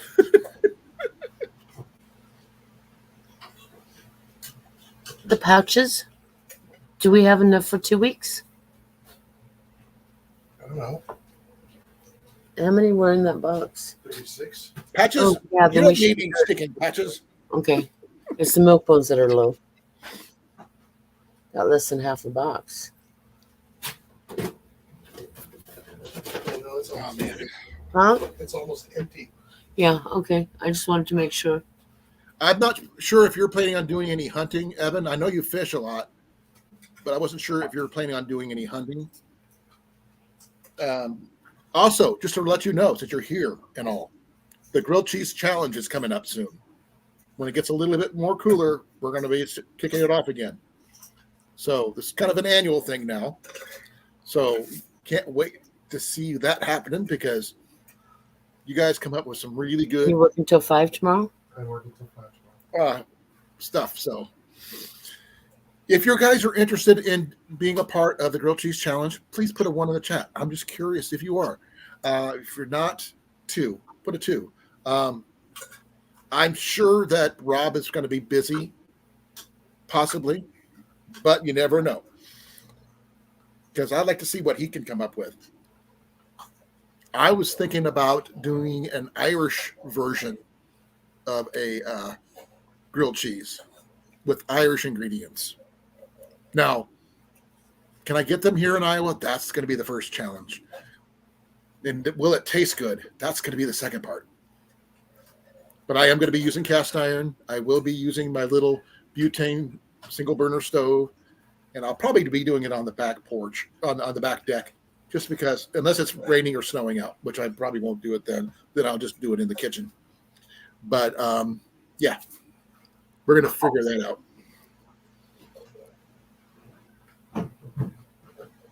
Oh, I'm sure. Are you still working at that cheese barn, or are you working somewhere else?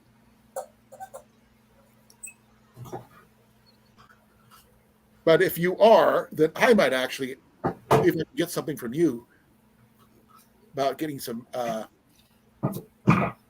Irish cheese, if you have any. I think that'd be kind of interesting, going with a Irish butter with Irish cheese with Irish bread to make a really good grilled cheese. I've tried Iowa-based grilled cheese last year. It was almost good.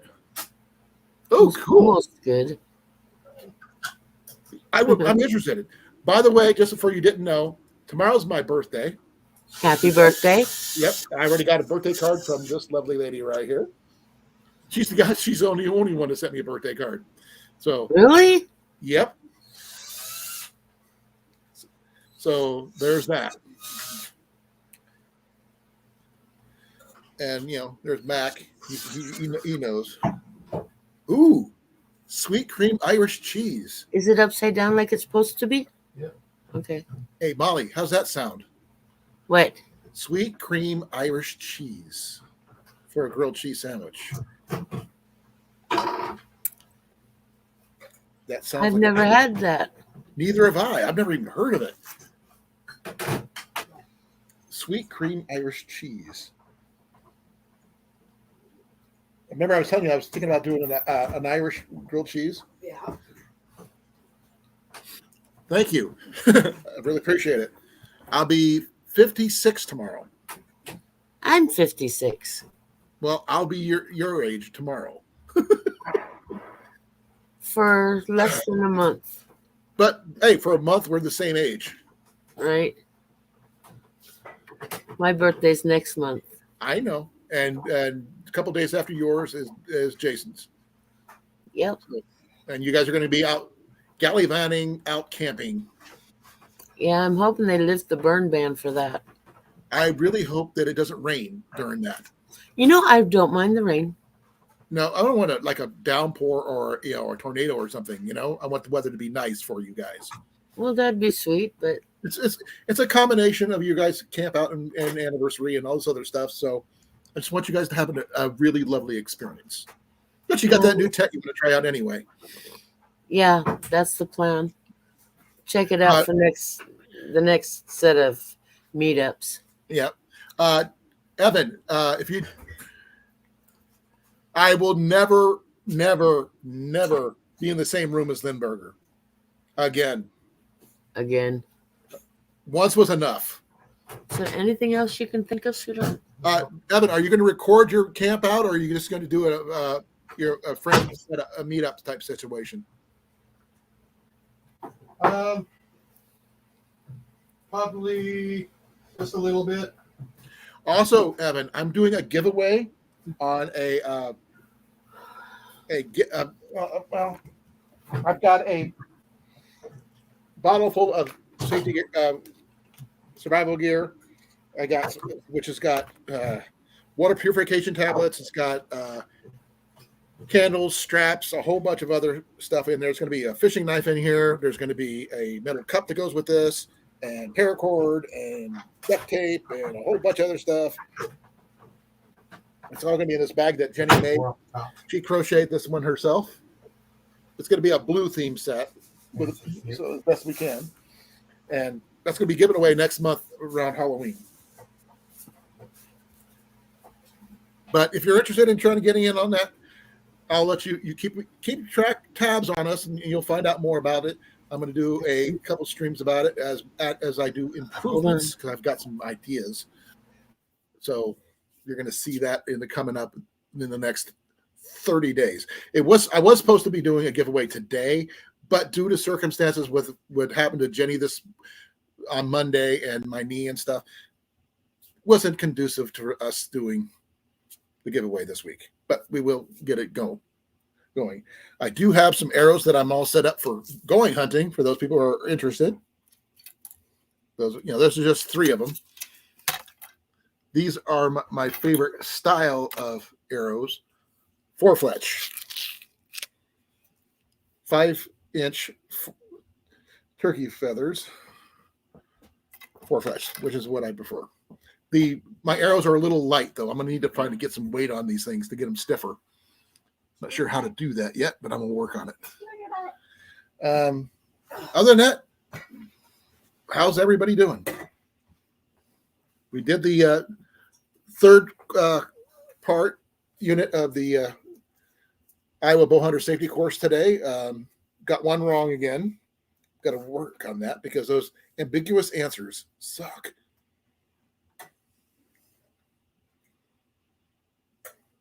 I haven't seen a lot of videos. Did you ever finish your canoe, Evan? What you bought? Your boat? I mean, Hey. Yeah, I have not seen any more videos about that. No, you've already had treats. Now I gotta look up that sweet cream Irish cheese here.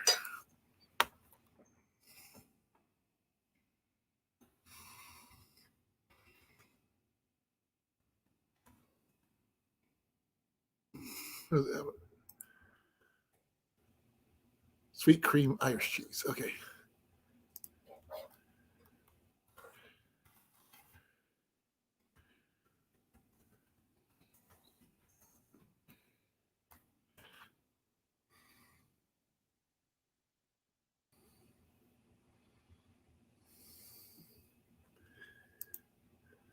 Oh, that looks pretty good, actually. It's a cheddar. Okay, that's even better. Hun, it's a sweet Irish cheddar. I like cheddar. Okay, that's good to know.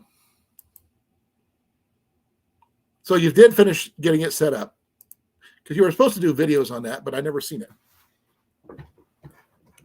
You got to a certain point, then that's the last thing I seen or heard of it, of your boat. As long as it didn't sink and didn't take on any water of any shape or kind, that's cool.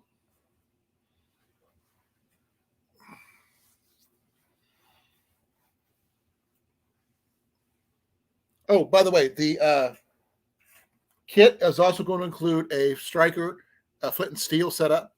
I'm not sure where my kit went to that was supposed to go with that, but it's somewhere over here. I'll find it. I've seen pictures, but that's about all I've seen. But yeah, I can understand that recording stuff. I've done this, and as soon as I'm able to stand more than 5 minutes, I'm going to be out in the back shooting.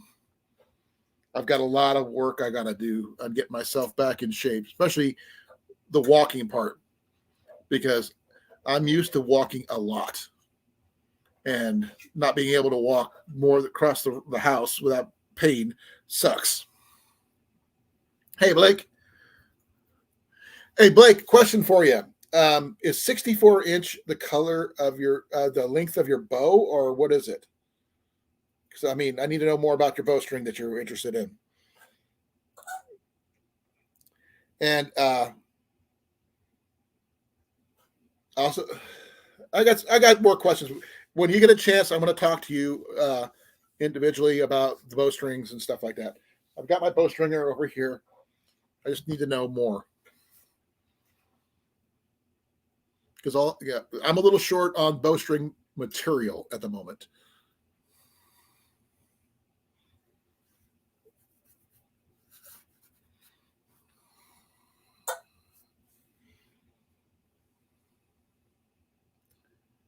Okay, how long is your bow?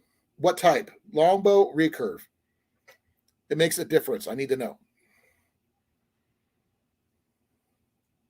The general rule of thumb is 4 inches shorter than the bow. So I need to know what's the length of your bow. Or if it has an AMO rating, that would work too. Okay. Is that the length of your bow, though? 64? Or is it a 66? Or 68? I mean,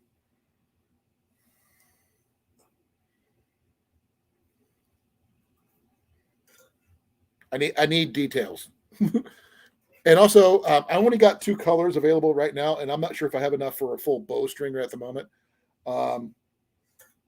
I've got blue and green material. I just don't know if I have enough to make another one right now.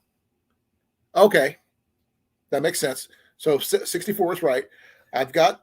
I just got to make sure I have enough bowstring material. I don't have a lot at the moment. Let me see what I got. Give me a moment here.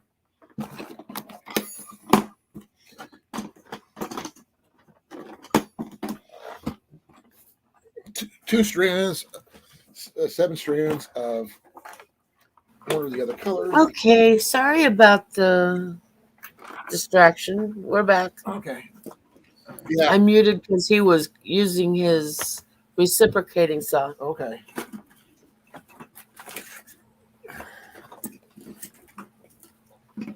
Yeah, I'm almost out of bowstring material. I need to get some more. I generally use a B52. I like the B52s. That's the style of stuff, but I have maybe enough with the blue, maybe. I know I don't have enough for the green. So I've made a lot of green bowstrings in the past.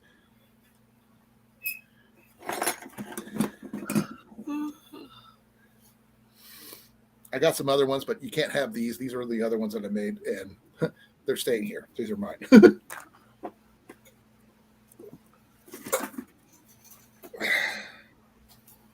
Yeah, these are some of my bowstrings. So you don't get these.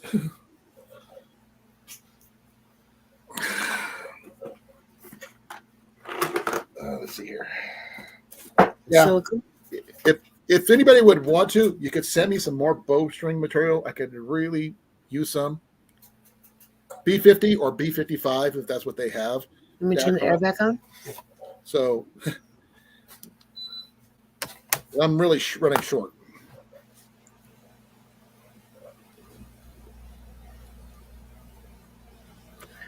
Like I said, I've got some, but I'm not sure if it's going to be enough. How much is a roll of that stuff? Well, it comes in 2 different types. This is a quarter-pound roll and a full-pound roll. Let me check. Let me check on Three Rivers Archery, and I'll let you know.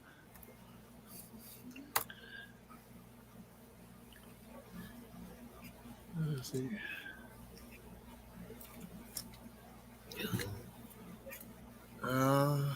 There you go. Bowstring material. Let's see here. Dynaflight, I don't know anything about. Brown out, that's serving restraint materials. B55. Pending on if it's a. See here, comes in a quarter pound and a pound. I've been getting a quarter pound because that's what I can afford. Let's go with a quarter pound. It runs about, to stay with some general black, runs about $11.75 for. Oh, that's not bad for one of these in black. But I've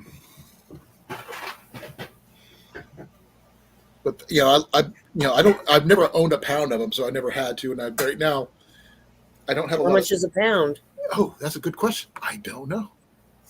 They stopped making regular B50. Now they've got something called BCY B55 polyester bowstring material, and a pound is $26.99.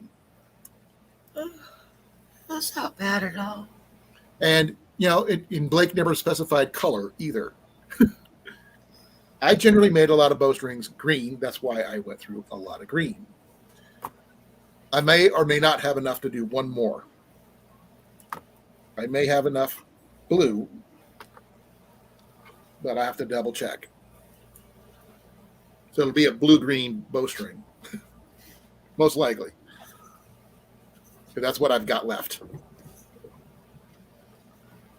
This is like my second bowstring maker, by the way.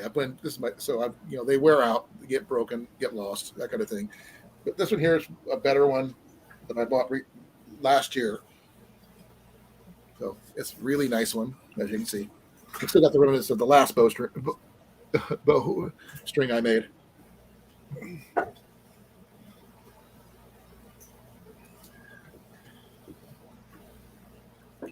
So I can make a 64 one easily enough. Just need some more information about color. I don't have any knocking points at this time, the little metal ones. I may have to go pick up some more to get some of those. But I'm out of those at the moment. But I'll make sure it's waxed and everything else easy enough. Man, I wish I had some like tubes I could put them in and send them off. That'd be awesome. I don't have anything like that. So most of the time I made bowstrings is for people in person. So never had anything like over, Oh, man, let's see what else I got here. Oh, that's for my kit.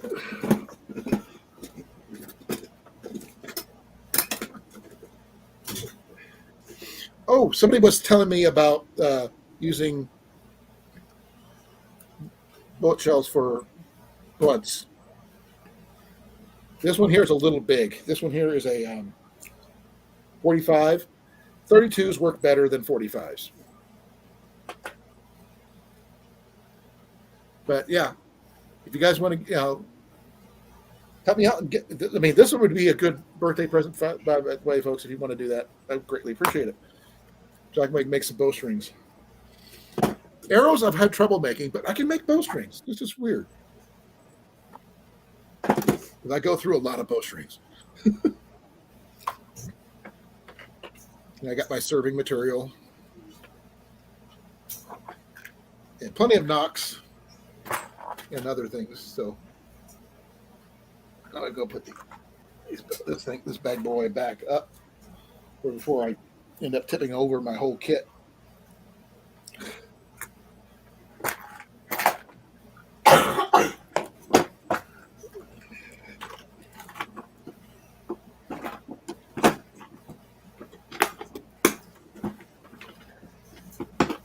There we go. But yeah, there you go. Any questions? It's awfully quiet out there. No, I don't think so. I know that Jason's got a bowstring for his bow already. Uh-huh. So, but I do know if he's got a Samick, right? Who, me? Yeah. No, I have a compound Hoyt. Okay. Compound Hoyt. Okay, I did find a bow that might work for Molly if Molly's interested. No. Less than $100. And it's No, the arthritis in my hands just makes it impossible. oh, I'm sorry to hear that. Then a crossbow is the only thing I could think of would work for you then. But you can't legally hunt with a crossbow unless you have. No. No, I mean you can if you have the right doctor's excuse that allows you to do so. Whether you have a walking disability or in your case your hands disability, that might be a reason for you to get the exemption. No, I have both. They can do it in Iowa, but you got to have exemptions for that. I wonder if they make crossbow stands that'll attach to my walker. No, they do have some crossbow stands that you actually slide up. You don't climb per se. It's more of a. No, I meant to hold the crossbow on my walker. If you want to do it from the ground, you can Like ground a hunt. bracket? Like a bracket?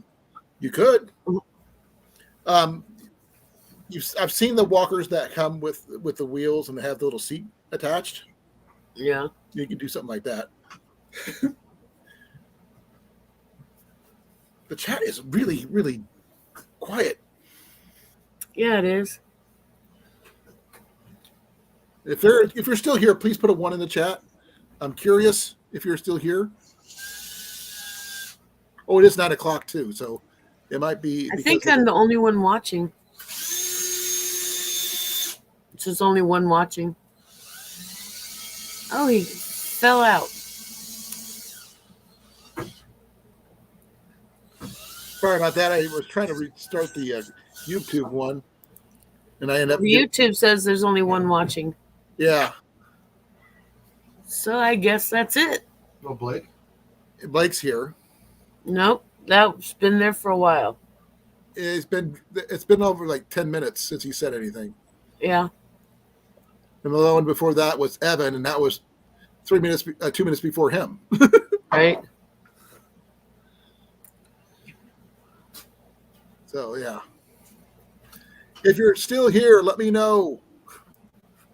Hello, hello, hello, hello. Is anybody out there?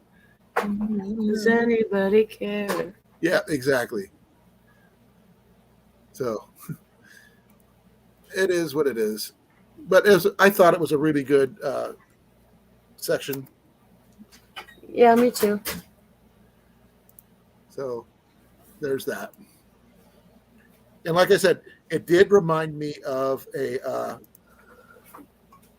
scene from Starman, the deer hunter scene. If you know, you know, and it's the prime example of what not to do nowadays. Yeah. Oh, the lecture's over. It's been over for a while. For at least a half an hour. Hey, Cliffy. What's up, Cliff? Cliff's here. We're up to 2. Last second. I got time. I'm not going anywhere. I had a nap today. I took a Well, little there's nobody watching, Cliffy. Come on up. Yeah. Got room to grow. More people. Come hang. And I can explain what happened with Jenny.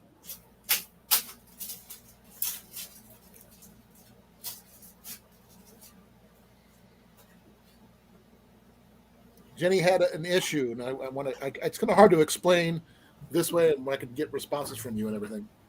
And you can ask Jenny yourself. Come here, Mac. Get up here. Come on. Come on. Come on. Up. Up. There you are. I understand that. You're not a hunter, but that makes sense. But it's good to know the safety rules if you happen to be in the same vicinity as anybody who is actually hunting in anyway. That way you know what to expect. And if someone is being a royal pain in the butt, you know what they're doing wrong. Okay. Right, Jason? Yeah. You're not paying attention, are you, Jason? No, I'm doing electrical. I'm going to probably finish up tomorrow. It doesn't matter where you live, Cliff. The rules are the basic rules for the whole United States, not just Iowa. This is just happens to be the one where I'm taking it.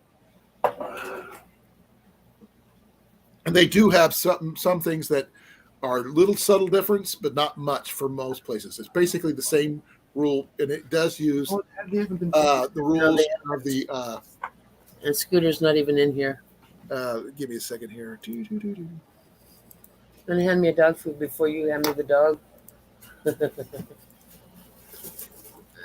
we go. Well, it's looking good in that corner. Yeah, it is. See, got the faceplates on, 2 of them.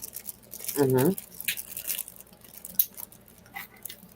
I just need to get the other outlet, the wire staple I gotta check something. outlet, put it over there. Yeah, it's from the National Bowhunter Safety National Bowhunter Education Foundation, which is a U.S. wide, not just here. Coco. But there's the basic foundation, which is the what the National Bowhunters Safety Foundation does. But like I said, I mean, if it doesn't pertain to you, that's cool. There's nothing wrong with that. If you're a non-hunter, that's fine too. But it doesn't hurt to know what to expect or not to expect. If someone is being a total Adam Henry. douche canoe is a good one that someone put once. Yeah, you know what to expect and what. A what? Douche canoe. Douche canoe. Adam Henry. A jerk, a idiot. Right. I don't like using any higher, worse language because that's just not who I am. But the thing is, my like I said, my first favorite example that I can put in is the deer hunting scene where the dead deer in Starman. Yes, I've heard that like 4 times. Yes, but that's the prime example of what not to do. So don't be drunk. Don't display your Trophy. trophies. Don't walk around in bloodied clothing. They did all of that. Jackwagon is a good name too, and that one actually took place in, I believe. Yeah, just tell them don't act like a jackass. No, it's in New Mexico. Give me a second. I want to make sure on that one. Yes, it was New Mexico. No, Arizona. That's where Meteor Crater is. Yeah, the Great Meteor Crater is where it was in that area.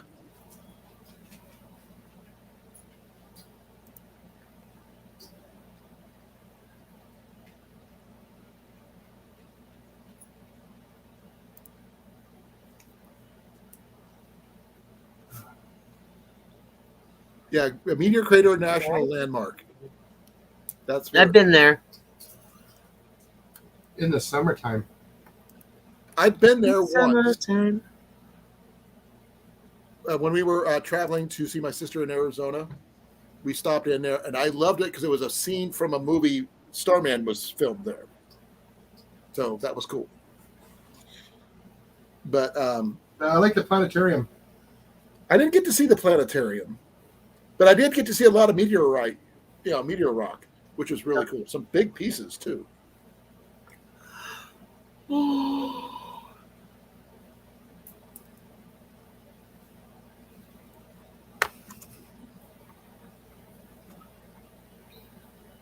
Yeah, it's in Arizona, and it's also the location of the Bear, Winslow, Arizona. Oh, standing on the corner. I've done that. I didn't do that, but I was too young to know anything about that particular song then. I do know now. Well, that's where Silverado was filmed. Was in New Mexico, northern New Mexico. Which death race? There's like 5 different death race movies, or not 7 or more, and that's not just the first one. There's like 4 of them. Now the race was exclusively filmed in Mesa, Arizona. Well, the thing is, which death race? No, it's talking about the Wraith.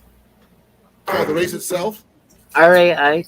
Yeah, the one with the young Charlie Sheen. All in Mesa, Arizona. Well, death races in so many different places. Candy. The original death race was a long time ago. Tell me what. Death race 2000.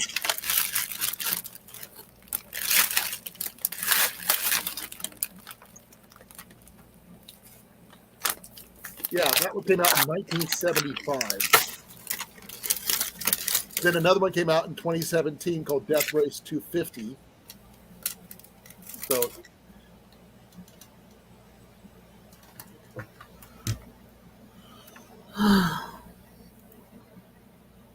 They got Death Race 2, Death Race 3, Inferno, and those are the ones that came out in 2008 through 2018. And some of them were, with Jason Statham and stuff like that. Pop on up, Cliff. So we're gonna say hi. Come on, Don't be scared. join us. Join us.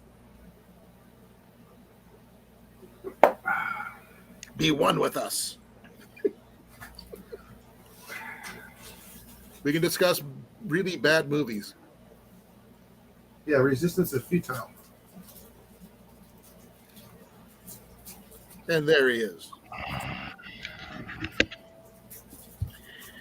Yes, Good morning. Cliff was in No, every good Death Race morning. movie from here to eternity. He was behind the camera.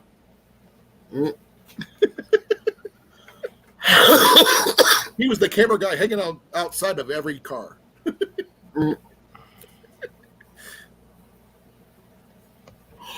going to start an internet rumor to see what happens. See if people believe you.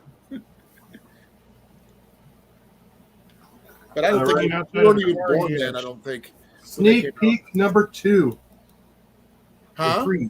Sneak peek in 3, 2, 1. Shelf rebuild. Mm-hmm. Remodel. Whole wall. Mm-hmm.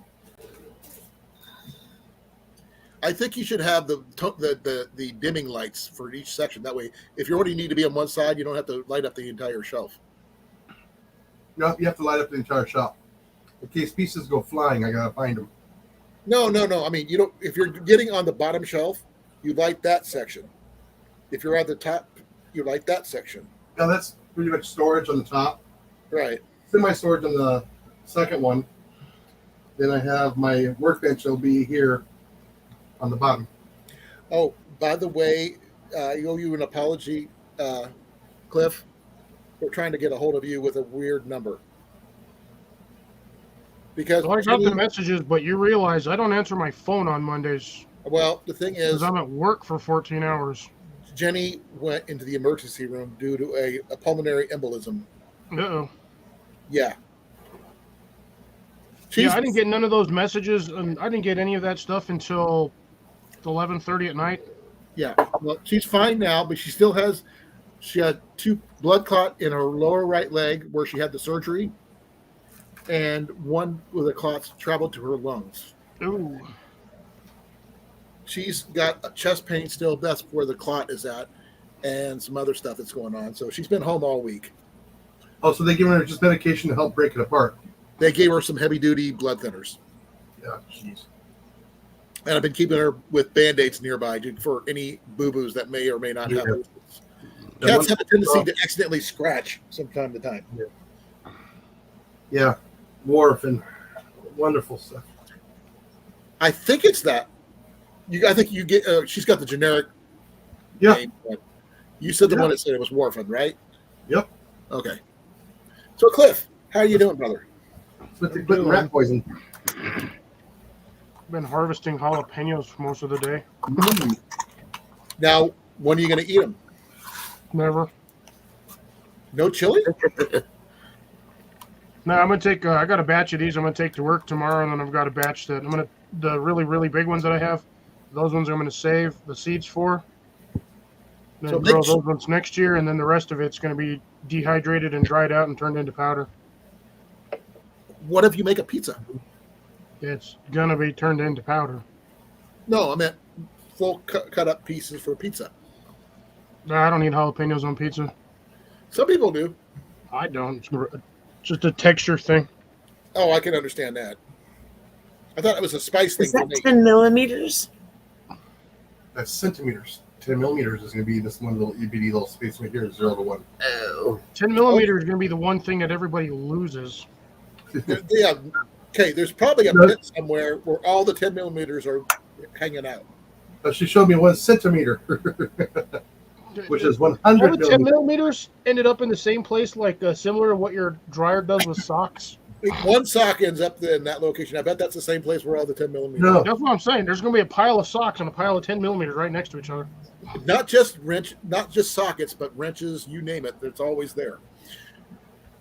You ever, I'm not sure if you've ever seen the video where someone had bought a big bucket full of 10 millimeter sockets. Yep. And they put them in their drawer of their workbench, filled it up. They still had half a bucket to go. They turn around to go get more. The drawer is now empty, and the bucket is now empty, and none will be ever to be seen again. No, the famous clink, clink, clink when you're on top of the engine with the 10 millimeter socket. Yeah, but Ugh, getting those things out is horrible. Yeah, they never hit the bottom either. You never hear them hit the floor. You just hear No, tink, tink, tink. And Yeah, then they're on top of the block. sometimes, or they're randomly on a random strut somehow because of the way the struts are designed. There's all those little holes in there, and they always end up somehow they fall directly into that one hole, and it just sits in the front end of the strut, and you can't get it out ever. Yeah, without the U-shape, cutting the the strut U-strut. off, Yeah, the U-strut. or going in there with a pickle grabber at the weird, funky angle.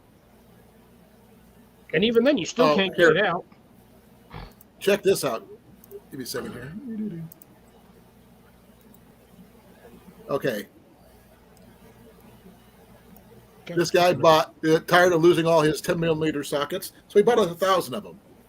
Nice. More like 100 of them. Shh. He went to grab this wrench.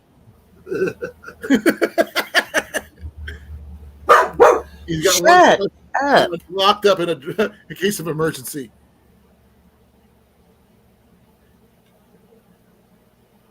Turns around, closes the drawer. It's gone. That's a play if I ever seen one. That's funny though. It is. But, oh man. Oh, by the way, I know you don't use broadheads or hunt or anything like that, Cliff, but check these out. I made these on the other day. I put them together. Jason's got a cat game. I saw pointies. I got more mice. Oh, Cat toys for practice. target practice. My target practice is right here. Yeah. Aim smaller. Go home. Cliff, what are you doing? You're looking down a lot. Playing a game. What game? Yeah, not one that you guys would be interested in. Is it an anime one or a manga or something? It's a kind of, I don't know, it's hard to explain. It's not my aunt's game. I got tired of my aunt's, so I downloaded something else to keep me occupied mentally. I've been playing the same game on my phone since 2017. Hey, welcome back, Wyatt. Hello. Evan was in here earlier. You missed him. So is Pepper. Yeah, Pepper was in and out. She left first because. Date night. Yep. And Told you I've been here a while. I just left because I got bored with the I know. safety thing. I'm just trying to get through the whole thing. That was, it's a series. I'm trying to do something interesting. Like I said, Cecilia had been up for over 24 hours. I had to tell her to go to bed. But Wyatt is now officially the youngest person, and I'm not sure how Evan could take that because he's always been the youngest. But hey, I like the magnetic shelving. You like that, huh?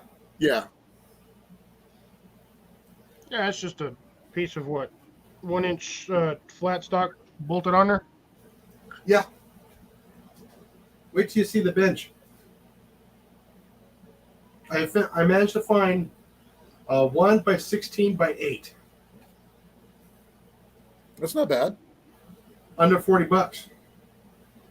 Scrapyard. It's also pre-primed too. The game I play is called Last Day on Earth. I've been playing I'm waiting for mine.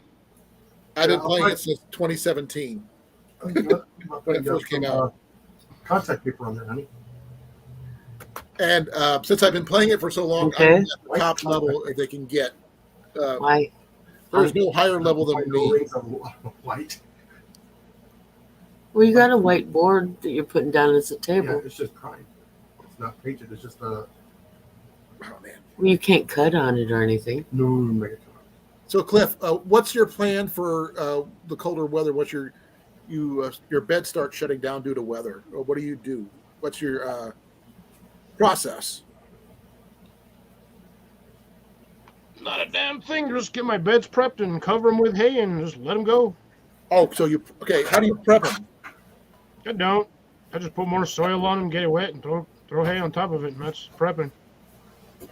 Hay breaks down over the entirety of winter and just breaks down into the soil. And as long as I don't got any plants in there, the only thing I got to do is every once in a while go out there and spray with a hose just to keep the soil. I've heard of people doing winter planting. Yeah, there are some winter crops, but the winter crops that they plant, I don't eat. Nobody in my family eats. Well, like what are they? I'm not sure what they are. I've heard of it. I don't know what Things they like are. Swiss chard, Bok choy. bok choy, stuff like that. Like again, stuff we don't really eat here. No lettuce or anything like that, right? Lettuce doesn't grow in the winter; it's too cold.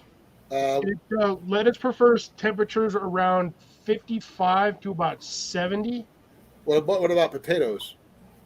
Do not do well in the winter. Okay. So no carrots, no potatoes, no ground vegetables.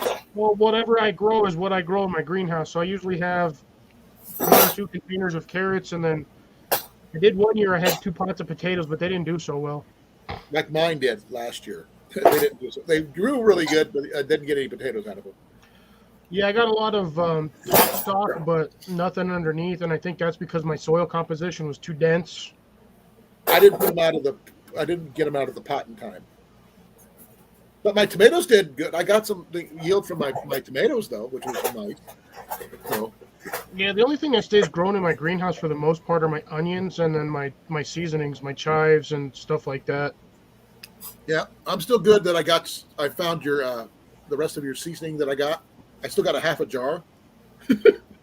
So that's good. We're going to be making spaghetti this weekend. So I found a huge jar of it in my kitchen that I forgot that I even made. The only thing it was missing was, I think it was Basil? missing basil you mentioned basil before. or parsley, one of the two. Well, you can double check it Huge. and find out. Like 12-ounce jar of, like a 12-ounce mason jar. Oh, by the way, Wyatt's birthday's coming up on Saturday. Happy birthday, Wyatt. His birthday's the 23rd. He'll be 12. Nice. Happy early birthday for you, Colin. Yeah, thank you. Most people forget. But, it is what it is. I did get an order for a bowstring, though, from Blake. I just need to get some new bowstring material to make sure I have enough. I'm not sure if I do. I will try my best to get one made. It might be a blue on blue, but it'll still be a bowstring. Because he didn't specify color. Make it turtle green. My green, I don't have a lot of green because that's what I've used a lot of before. And I might have enough for one side of a 2-strand setup, but that's it. Because I was trying to learn how to do 3 strands, and I had a lot of mistakes. But that's what happens when you're learning.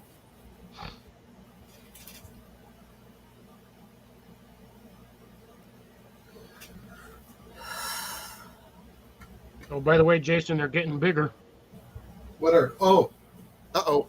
they gonna survive? Yeah, they're doing good so far. Well, that's good. I think Wyatt's got a ghost. Or a cat or animal down in the basement. Squirrels. Yeah, I've got like 5 or 6 of them right now. That original one the Is first that- pick I showed you, that thing shriveled up Is and that long died. enough for a curtain? For Okay. what you want? Give me a second here. 30 inches. That's 39.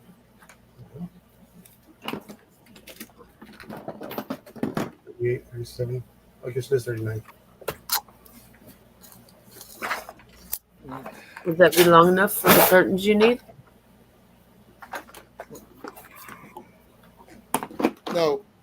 right. When I say I'm almost out, Long, I'll show not you. width, length. This is all I've got left of a quarter-pound That's 24. roll. Show of me string. 39 because that's what they are. That's That's not maybe very 20 much. yards at best. Yeah, so I don't know if I have enough. Okay.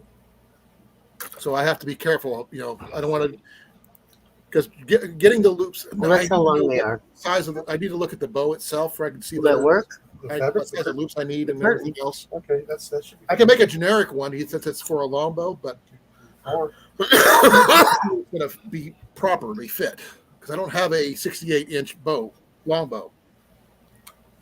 Or do I? I'll check mine to see what mine is. See if it might be the same size. But I didn't make that bowstring; someone else did. So we had a squirrel outside our door this morning. That is cute. He was at the bird feeder. Kay's trying to get the birds The bird seed. jigs. Well, the thing is, a lot of sorghum popped up around the bird feeder. So they're getting into the sorghum that grew. Yeah, because the birds dropped them there. But the sorghum's probably 3 or 4 feet high because we've been letting it grow. No, we can't shoot them inside the city limits there, Wyatt. Not legal. Squirrels are a no-no in city limits. You should know that. I shoot them all the damn time when I see them. you can. It's in my front yard. There's no way I can get away with that. It was on my front porch. My front steps. A squirrel, right? Nice red one, too. It was really nice fat. Oh, those things are too small to eat. No, they're not. You get more meat on frog's legs. Huh? You get more meat on a frog's legs than you do a red squirrel. You haven't seen Iowa-fed squirrel. Corn-fed squirrel. This thing Corn was about- fed. He was here. Yep, Rob was here. But I don't think he feeds this one squirrel. here, just the body was this long. The tail was about the same length, and he was probably about that big around. Plenty of meat on that one. And if you think there's not enough meat in it, then you got different standards than I got. If nobody sees it in the backyard, nobody can complain.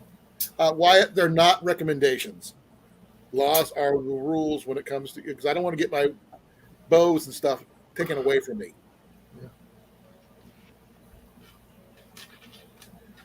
We do have You use a 110 trap. can't do that in the city limits. You know that. Yeah, 2x4, 110. Body grip trap. Yeah.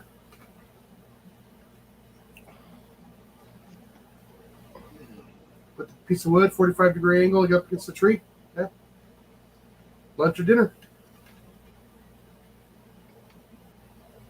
Well, I would have to Ooh, make that one's sure. got some heat to it. Ooh, scratch and sniff. Yeah, I'm all sitting here rubbing its skin, making it all hot. Yeah, I was gonna have some heat. I can smell that. That's a spicy one.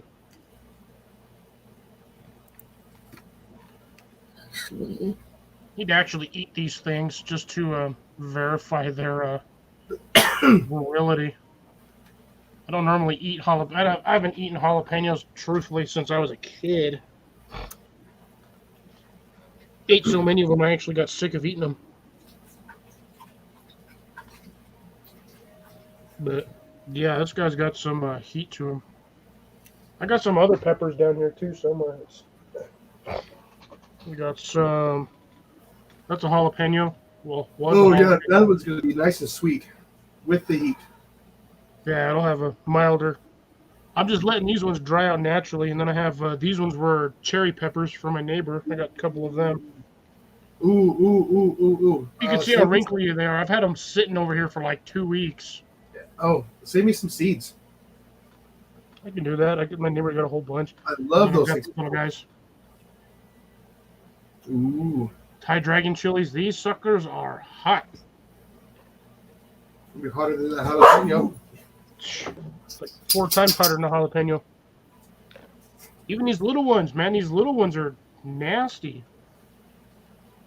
That Yeah. little one right there probably has about 15 seeds in it. Yeah, I'm surprised none of your seeds grew from the what I gave you. Yeah, they didn't. No, my plants did nothing this year either. I'm gonna order some from the website. I'm gonna cut this guy open just because I'm bored. So many seeds are in it. Ooh, what's that on your eye there, Cliff? What? What's that on your eye?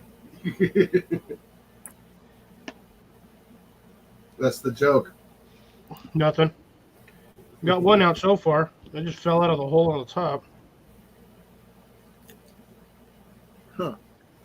Yeah, I would love to try those little cherry peppers. Yeah, my neighbor's growing them. She thought they were tomatoes. Mm.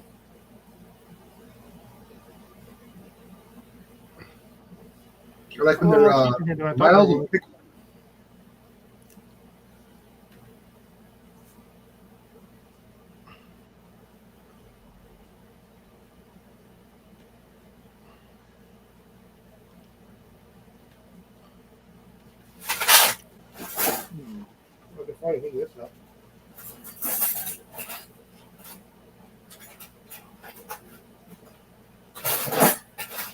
I think that's all of them.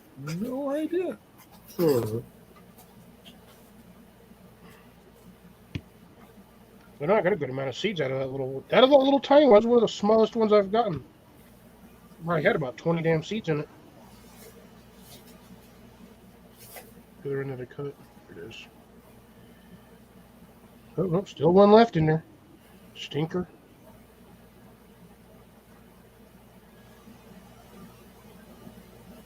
Yep, I can't find any information about the city limits of Newton, but this probably is one. You know, the last thing you need to do is have your gear confiscated. Because gear is you like expensive. focus, you pile of shit. Tapping on your screen there for you. Oh man, that one shot away and I forgot like more. Yeah.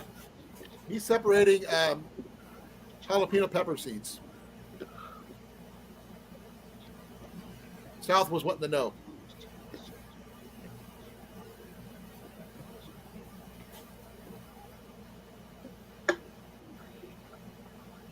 So why you did see how much this is how much 28. I got 28 seeds Wow. out of one of these little tiny ass Thai dragon chilies. 28 seeds. Now, I was curious to see how many seeds I could get out of one of these little ones there south. So I've got some various sizes. I cut one of the smaller ones that I have. So that's the one I cut, which is this little tiny thing. It's still gonna be hot. And in comparison to the other two that I have here, let me get a good comparison here. So there's the other two that I have. As you can see, they're pretty large. Let me get a better view of this shit here. There we go. Flipping camera. There we go. Oh yeah. Those were scary days.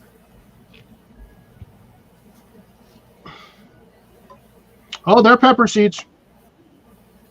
Oh, they are definitely pepper seeds. I've eaten one of these before. They are actually pretty hot. I've eaten hotter, but these guys got some for their size. They have a kick to them. So do those ones I brought you too.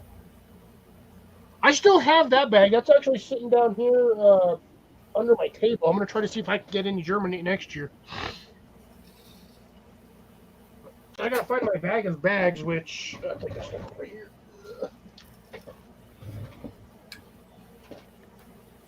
So I can put my label on here. Like these I ones. gotta make sure I don't rub my eye or stick my Like finger these up my ones? nose. What are they?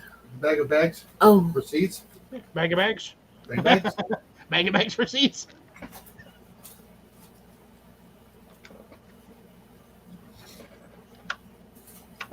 You said you wanted some of these, Jason? of the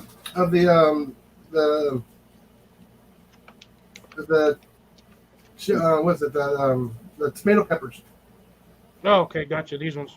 I'll send Yes. some of those. There's my sticker box. I had the wrong stickers. I was wondering why it wasn't working. All right, stickers.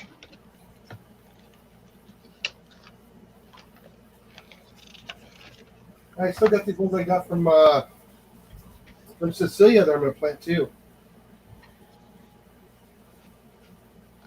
I wonder if I got the rest of these on here. Left to right. Doesn't matter. Yeah, I should be ordering my greenhouse in October. Nice. Would you stop it? Jeez. Scooter being a pest. Oh, yeah. Like, there's no tomorrow. He wants to play. And it's time to settle down. My hands are swollen right now. I can't do it.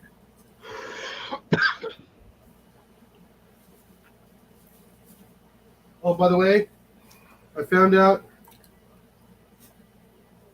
they no longer have. They still have some of these stickers left, Pyramid Air, but they've changed their name to Pyramid Adventures. Okay. Pyramid Air So, is no longer Pyramid Air now. I'm saving these ones. The Pyramid Air is now Pyramid Adventures. Yep, it's now Pyramid Adventures. They're slowly merging it over to Pyramid Adventures Why is that? because they do more than just air guns now. They do bows, arrows, crossbows, clothing apparel now, Okay, because they expanded equipment. what they were doing, not just doing. and they're getting into the camping equipment too. Okay. Oh, good news. Oh my God. I literally, oh my gosh. The material I had, Was Not just enough for one. half of one bowstring. That's it. I don't have any more. Oh my God. I couldn't have, that was Yeah, I'll consider eating these on live streams when y'all can figure out how to get me to 1,000 subs and 4,000 watch hours and I get monetized. Then I'll start eating them. Until then, nope. You're not touching them. I'm probably not going to get monetized either way, so good luck getting me to eat one of these things unless one of y'all is going to give me like a $20 donation. Yep, I am now officially out of green.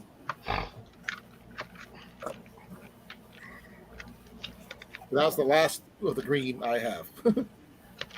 But yes, finish they are setting it up. definitely peppers. I'll definitely do that. Finish these up tomorrow when I have more time. Give it a shot to get that built. Oh, these things suck. Do they? Let me see. These little jars. Let me see. Can't get them to go on very, very easy when I'm up on the board.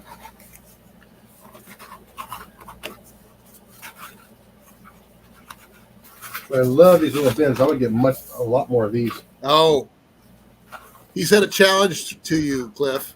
Yeah, you can set a challenge all he wants, but I guarantee you each one of these he's going to start crying. Oh, I'm sure he's going to be crying before he gets halfway through it. But you could be like I can't get it on. I'm not on the board I either. know. like Blake's son did. They don't He straight fit. did a habanero on a Yeah. live stream with me and like 12 other people. I was there for that one. I watched that one happen. Yeah, this is Those things suck. terribly. Yeah, I'm not buying more Oh, of that. you How's care that?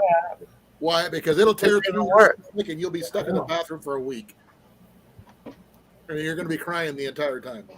Yeah, don't be like that idiot that caused the one chip challenge to be pulled off the shelves because he's an idiot. You know, multiple people, 2 people died, at least, because of that thing.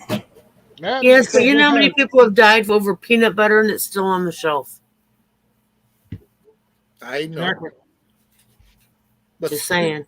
people are allergic to a lot of different things. Myself, Shellfish. Buy a Yeah, car. seafood restaurants still exist. And they're still on the road. strawberries, peanuts. They're still making driverless cars and somebody's died. Oh, those things just keep catching on fire. No, it hit somebody in Tempe. What? Oh, Those driverless cars. Oh yeah. Ford Oh, the Pintos. driver was playing on his cell phone. Yep. About Ford Pintos, that one that blew up when you bump into the back of them.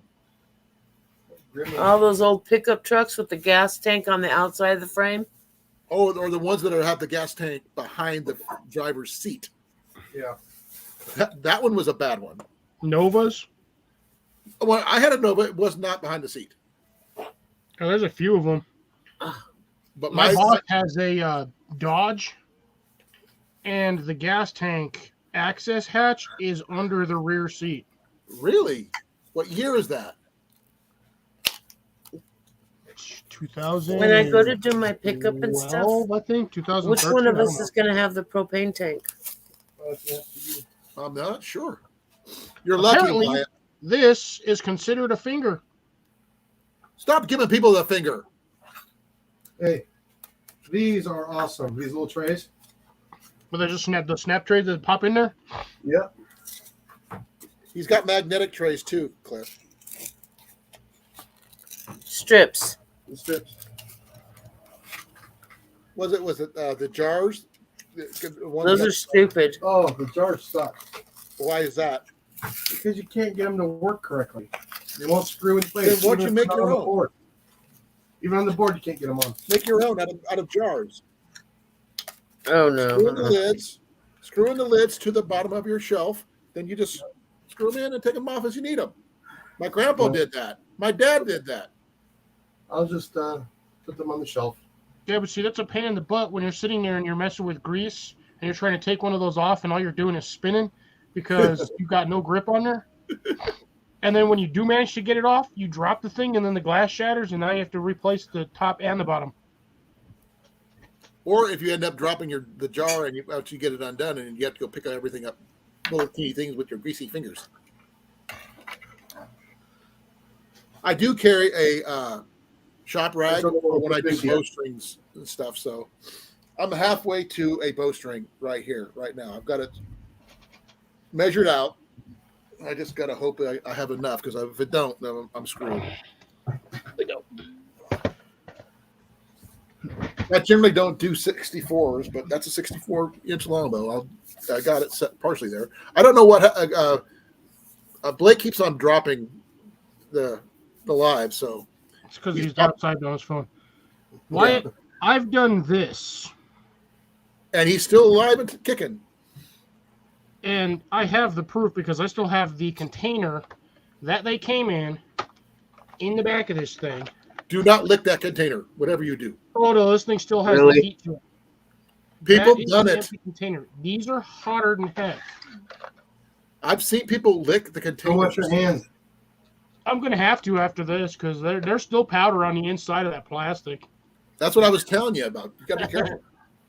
No, Wyatt, we're not stupid. We're experienced. No, I seen him eat those. I did it on a live stream. Yeah, he still got the video for those.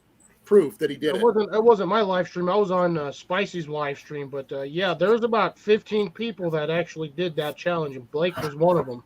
I was watching it. I saw it. Blake's son was there too, I think.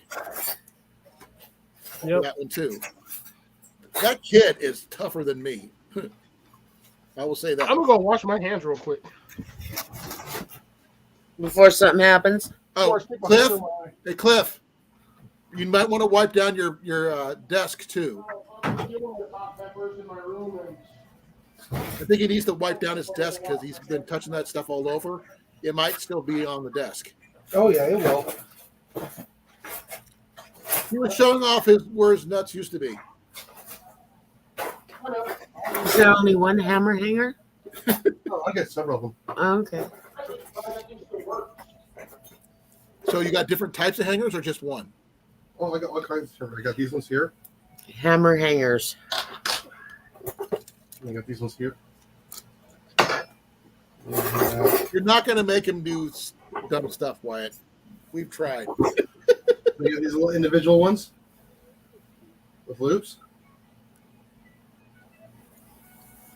Now, I mean, how many kinds of hammers do you have? I know you have hammer hangers and stuff, but we're gonna. Oh, I probably have 6 or 7 different types of hammers. Are you gonna hang them all up? No, Just the ones you my use training frequently. hammers and everything else is going to be in my toolbox. This is going to be for my desk. It's lightweight. I still need to grab a McCullough hammer, probably another small mallet, and I'll probably have to get a tack hammer. And Are you put any hatchets or axes up there, or no?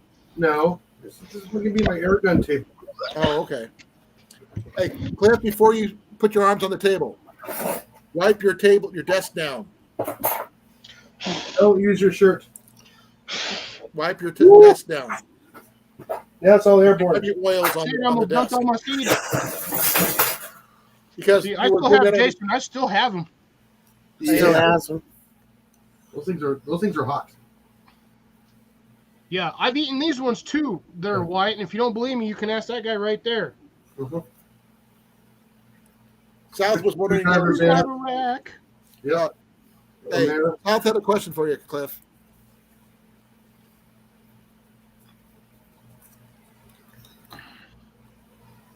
They're all gone. I ate them. These are wonderful for my chisels. Chisel rack.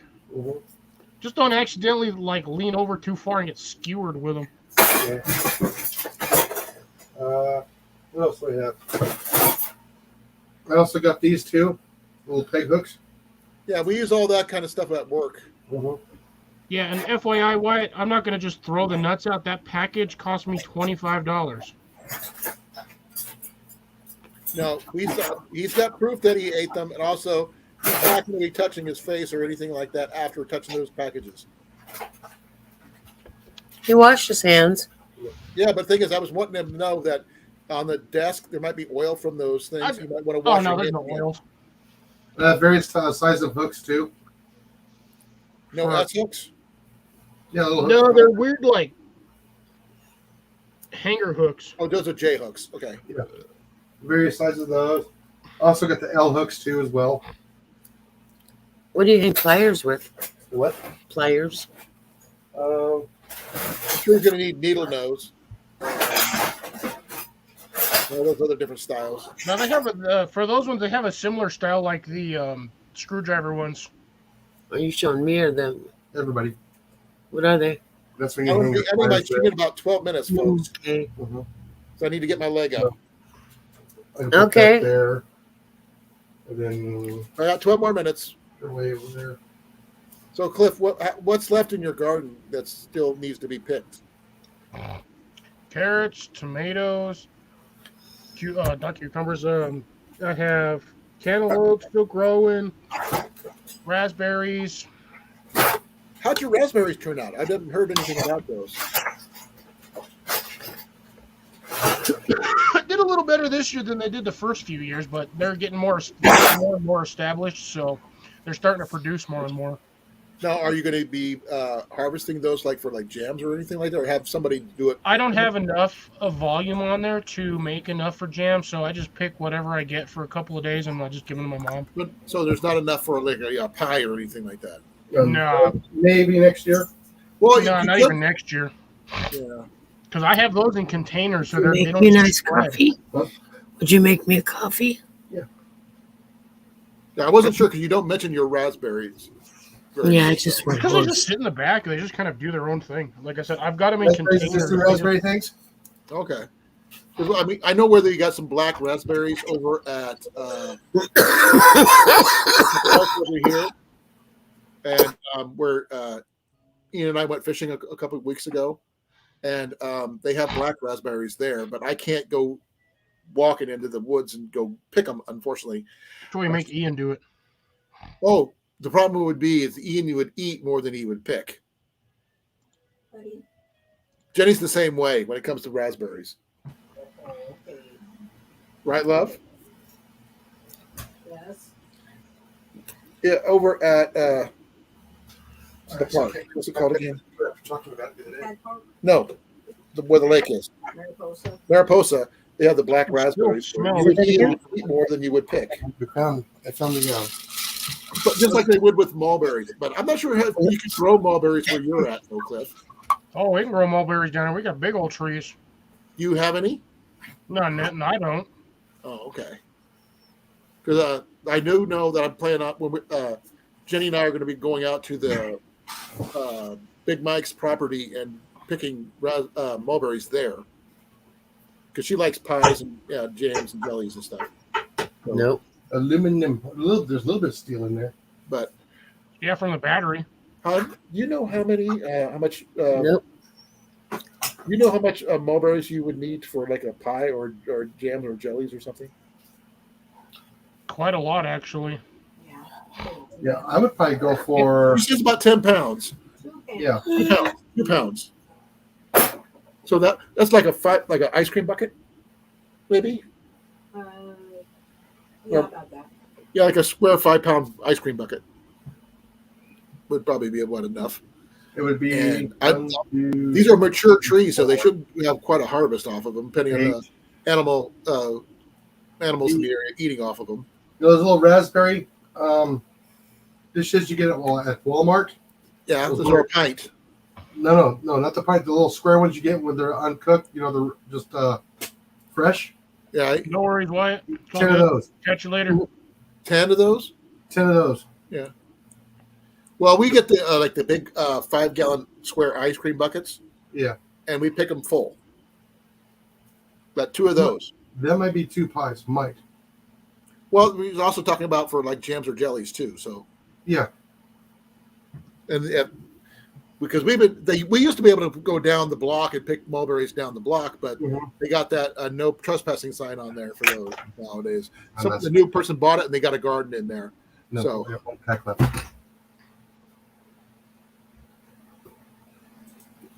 Woohoo! Woohoo! oh, by the way, Cliff, found out something really just it's heartbreaking. I got paid. I'm going to be paid for my week that I was working before I had to get ready for my surgery. Mm-hmm. I made almost $700. Guess how much I get to keep? 50 cents. $25. Ouch. Yeah. Because they have to Good take. night, Wyatt. Good night, Wyatt. Hi, Wyatt. Have a good weekend and happy birthday if we don't see you. Because his birthday's on the 23rd. But they took out for the month of September for all my insurance, my child support, all that, all at once. Instead of taking over a 2-week period, 2 paid days, they took it all at once. So That sucks. nothing I can do about it. I mean, you know, I got to have insurance in order to cover my medical condition. Yeah, but if you get full coverage, full ownership rights of Ian, you don't have to pay for child support. But the problem is, Ian turns 18 next year. And it won't be an issue. If he graduates school and does not go back, which I'm hoping he will just because he needs to, then I don't have to pay child support for him. I don't have to pay insurance on him. So, not that I don't want to, but he's got to learn to start taking care of himself. Got to get rid of that Oculus first. Oh yeah. But on that note, though, he did work at fairs making his own money to buy that. He did not get money from anybody else except his own personal money, which he earned. And he worked his butt off doing it, cooking over a grill at fair. So should be commended for that because he didn't, ask us for the money and say, "Here, can you give me money for this?" He actually said, "Dad, are we working at the fair?" And then he went and talked to Mike and got working behind a grill. And he got paid very well, like over $100 a day. Nice. So That's awesome. So he earned that money for that Oculus. Then he also earned once he got done with that Oculus and they upgraded, he got money for a new one. And so he would, upgrade it with the money that he earned from the fairs. So that's cool. I'm really proud of him for that. So he asked me when the next fair was. I told him it's next month, and once that I'm hoping I will be more mobile enough to go. I just want to go. It's the last fair of the season for us, and I want to be able to walk around for a change. But I won't. I'll find out about more on my follow up on my surgery on Monday, and they'll let me know if I'm going to go into physical therapy and all this other stuff. Until they release me to go back to work, I'm stuck here. Unfortunately, I was not expecting to spend most of my month of September sitting on my butt. But that's all I've got for now. I'm getting close to being 10 o'clock. So, Cliff, any updates on what you're going to be doing on your live on Saturday? It's more garden stuff, most likely. The last of the season, because I'm probably not going to get. We've been getting down real cold at night, and we've had a few days where it's gotten to about 55, 56 at night, and I got to start getting everything prepped and ready for winter. Because so you're going to do a video on how to prep your garden for winter? Well, too many people have done it. There's no point. I live in the desert, to be dead honest. All I'm going to do is, like I said, just throw some stuff on top of it and be done with it. Well, I've never done it here because it gets way colder here than it does there. But see, I just got to prep my asparagus for winter. My Watch trees. Canadian garden channels because they get wicked cold, so that's how they prep for their beds for winter. They just mulch it really heavily, or what? Either they mulch it or they don't do anything with it, and they just leave it for the winter and just take care of it in the summertime. I remember seeing some videos of I think it was like Dual Survival or something like that. I can't remember what show it was exactly. One like it anyway. Guy was dropped where he had. Where your next license? It was Les Stroud. He was dropped in a place where he went and found potatoes in leftover potatoes from a potato field where he was laid, where he got food. And the places there's no laws against going into an open, a empty house there because of safety reasons for weather. Yeah, like that. So it's a life or death situation. So that's why they don't have that rule in cabins out in the up in the areas. If you have most cabins, for the most part, they'll have them locked if it's like private property. But if you have kind of like one of those, I don't know, Camping sheds? kind of like a like guest cabin or just kind of like a trail Shelter? cabin. Yeah, like a shelter. Yeah. Yeah, they have those open for anything. They don't lock them. They just hope that you respect the property and don't steal anything from it or damage it or burn to the ground. And if they have firewood there, replace it if you can. Yeah, you're not going to be able to replace firewood in the wintertime unless you can find dead standing. Right. But I think it was Les Stroud that was the one that did that. But I'm going to call it right now, guys. Okay. I really need to get my knee up and stuff. So thanks for coming. I really appreciate it. Sorry that half my live stream wasn't to your liking, Cliff. I understand that's not your thing, which is okay. It is what it is. No. You have your thing, I have mine. That's what we do. Yep, that's what I said. It is what it is. And I like that because I learned from you a lot. And hopefully, you learned something from me. I'm not sure, but I hope you do. But I will see you on Saturday, and I hope you guys have a good Friday. I'm going to enjoy my birthday the best I can. Well, tomorrow's Tuesday. Yeah, I'm going to be busy as heck tomorrow. Yeah, tomorrow's his Monday. Tomorrow's my Friday because I'm not doing anything. Concert though, I got to prep for. So, what concert? Beans, if I remember. Mhm.